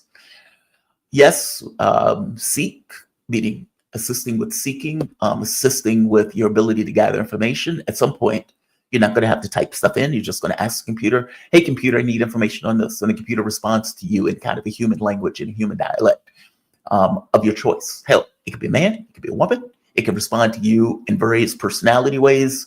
All of those things are going to fundamentally change how you are engaging with your computer and your system itself. Checkout counters, driving. I mean, God, man, it's going to be significant all the way through. The reason why I say it's terrifying is because it also is going to go with, let's say, surveillance. So I need to keep track of a particular person, and I write a software program that knows to follow this person as that person goes about their way. So me as a human being don't necessarily have to do it. it goes through all sorts of iterations. Anything that requires a certain amount of basic intellect in order to accomplish, as opposed to a person doing it, you now may be able to put in some kind of AI tool in order to accomplish that task. That also means surveillance. That also means, let's say, drones. So maybe I have 30 drones that are associated with one model of thought. So it's almost like a hive mind of drones that have a very specific task. So if anything happens to 1, 2, 3, hell, half, that they still try to accomplish the mission because they have a singular mission and are organized with one another. Cars, you may get a situation where the cars are communicating with one another. So when they're on the street, cars can go faster than where they could typically go because each car is sending some kind of communication with other cars, and they have this kind of basic understanding of what is taking place on the road and the conditions on the road. It will be significant. I mean, hell, even getting to things like bacteria, drugs, protein synthesization. I'm saying the word wrong, but it's significant. You may not necessarily see it immediately just because DeepSeek just came out, and how it's integrated into various technologies may be limited right off the bat, but that will get more and more significant. And what's wild about it too, the US is now saying maybe DeepSeek is a security risk. Okay, sure. OpenAI, who's going to work arm in arm with the US government, is not a security risk, but DeepSeek, that's open source, is. Sure. I guess my point is, Ellie, it will get more sophisticated the longer it goes. And I don't know what that looks like. I mean, it's kind of creepy to have these kind of like ghosts in the machines, like this thing that is operating and it's doing something, but there's no intellect behind the thing that's doing it. It's almost like a spell, like somebody passed this kind of spell onto this object, and the object is now moving with the intent of whatever the spell was that was provided. And even though I'm using the term spell, you may say, okay, that's woo-woo, but is there really that much difference between a software program and a spell? Both of those things are effectively giving some kind of intention to do X and Y. The only difference is the software program actually can do what you tell it to do. Now, it's fascinating, but again, terrifying. Fascinating, but terrifying. If we had a better world where it wasn't get rich or die trying, then I would be less concerned by this. But our world is get rich and die trying. Our world is governments trying to figure out ways to use technology to get an advantage, even at the expense of its own citizenry, especially around security or issues of what's what we're looking for, issues of like policing, issues of security, issues of corporations and their ability to maximize their profit at the expense of human beings. Like all of those things are, it's not always clear how technology is going to be used. I remember when airplanes first came out, you had some countries that were like, well, this is a great idea for a fighter. And you had other people who were like, I don't see the point in this. What is this going to be used for? It will get, I will make a prediction though, it will become far more ensconced into our society and the way our society operates. And it will eventually get to a point where it is the most normal thing in the world to just talk to a computer, as opposed to having to input information, kind of like on Star Trek, where they're like, computer, we need so and so and so and so and so. Okay, well, that's AI. That's artificial intelligence. And that's artificial general intelligence, where you can talk to the computer, it can understand, and it can respond to you based on what you told it and what it understands. If this is where we are now at the very beginning of this, you can imagine this is going to get far more extensive. This is going to get far more extensive. And like I said, I have no idea how those things are built. No idea. They are fascinating. All right, I'm going to end this. I'm going to say like, I'm going to say share, and I am going to say subscribe. I want to thank all of you for joining me. If you guys dig this content, you find yourself coming back here often, hit the like button, share this content. Look, if you guys feel so inclined, please tweet at Twitter that My account has been stolen. Twitter seems to not be doing anything about it. This has been going on for over a week. There's nobody to communicate with. There's nobody to talk to. Anybody that you send a request to, it's like, well, we are no longer monitoring this thing. So there is literally nobody to communicate with on Twitter for any issue that comes up on Twitter. You are effectively stuck with leaving messages that nobody is looking at and nobody is listening to. It is bizarre. I am going to cancel my Twitter membership at this point since I can't use my account. What's the point of paying for an account that you can't use? And even when, like, customer service, there was nobody even at customer service. So let's say, like, if you say, okay, I have a customer service issue at Twitter, there is nobody even manning those accounts either. It is utterly bizarre that you can have a company that you are taking money for in pursuit of that company, whatever you're doing in that company, whatever their service is, and there is literally not a human person to interact with or talk to. And this is the same thing that goes on with Google. Anytime you have an issue with YouTube, anytime you have an issue with Google, there's nobody to talk to. You're effectively dealing with this faceless corporation that wields control over people's lives in regards to people working at that particular company or people using the product. And yet there's nobody there to communicate with. So I super frustrated. Mr. Ripley, well, I'm not locked out. My account has been hacked. There's a difference. If they send out dick pics, just be aware, it's not mine. Unless it's huge. Then it may be mine. But if it's a small dick pic, it's not mine. Ass pics, yes. I do have ass pics out, but not dick pics. Dick pics are. Those are not. I never understood men who sent dick pics. I know we're off the rails. I never got that. I never understood a guy who's like, she's gonna love it. Like, I never understood what they got out of it. Like, what did they think was going to take place? Did they think the woman was going to look at them and be like, wow, that is beautiful.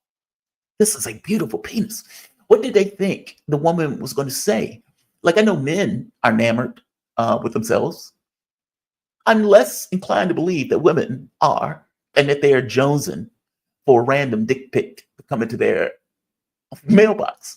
Anthony Weiner, who is so ironically named, it is just hilarious. It makes you think that there is a God for him to be named Anthony Weiner, and he sends around and sends dick pics out. It's just fantastic. But Carlos Danger, as he called himself, I never got it. I never understood it. I never understood it. I never got it. It says, bring on Brett Favre. Right. Bring on Brett Favre. You have to have it to understand it. Jeremy Shellman. Well, okay, Jeremy, fair enough. But I'm just saying, I know of no woman who communicated to me that they were enamored by receiving a dick pic from a guy. I know of none. Are there some women out there? Perhaps. There's always the kind of proportional graph that's usually out there. So yeah, I would imagine there's 2 or 3% that are like, yes, send on the dick pics. But the overwhelming majority of women are not going to be on board for it. So men, I'm telling you, I know a lot of men watch the show. Don't do it. I know you may be thinking about it, but don't do it. I know you may be thinking about it. I know you may be thinking to yourself, this is a beautiful penis. She's going to love this.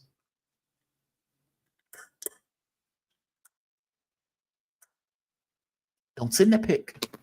Don't send it. She's not going to like it. Don't do it.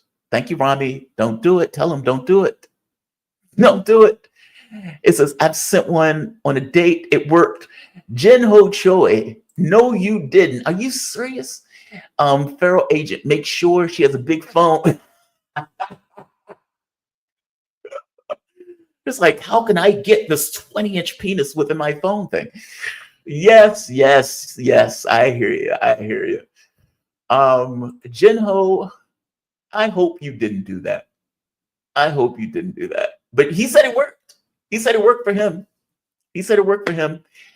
No, I consider this a public service announcement. He says, yes, we're together for 10 years. You married her? See, that's why it worked.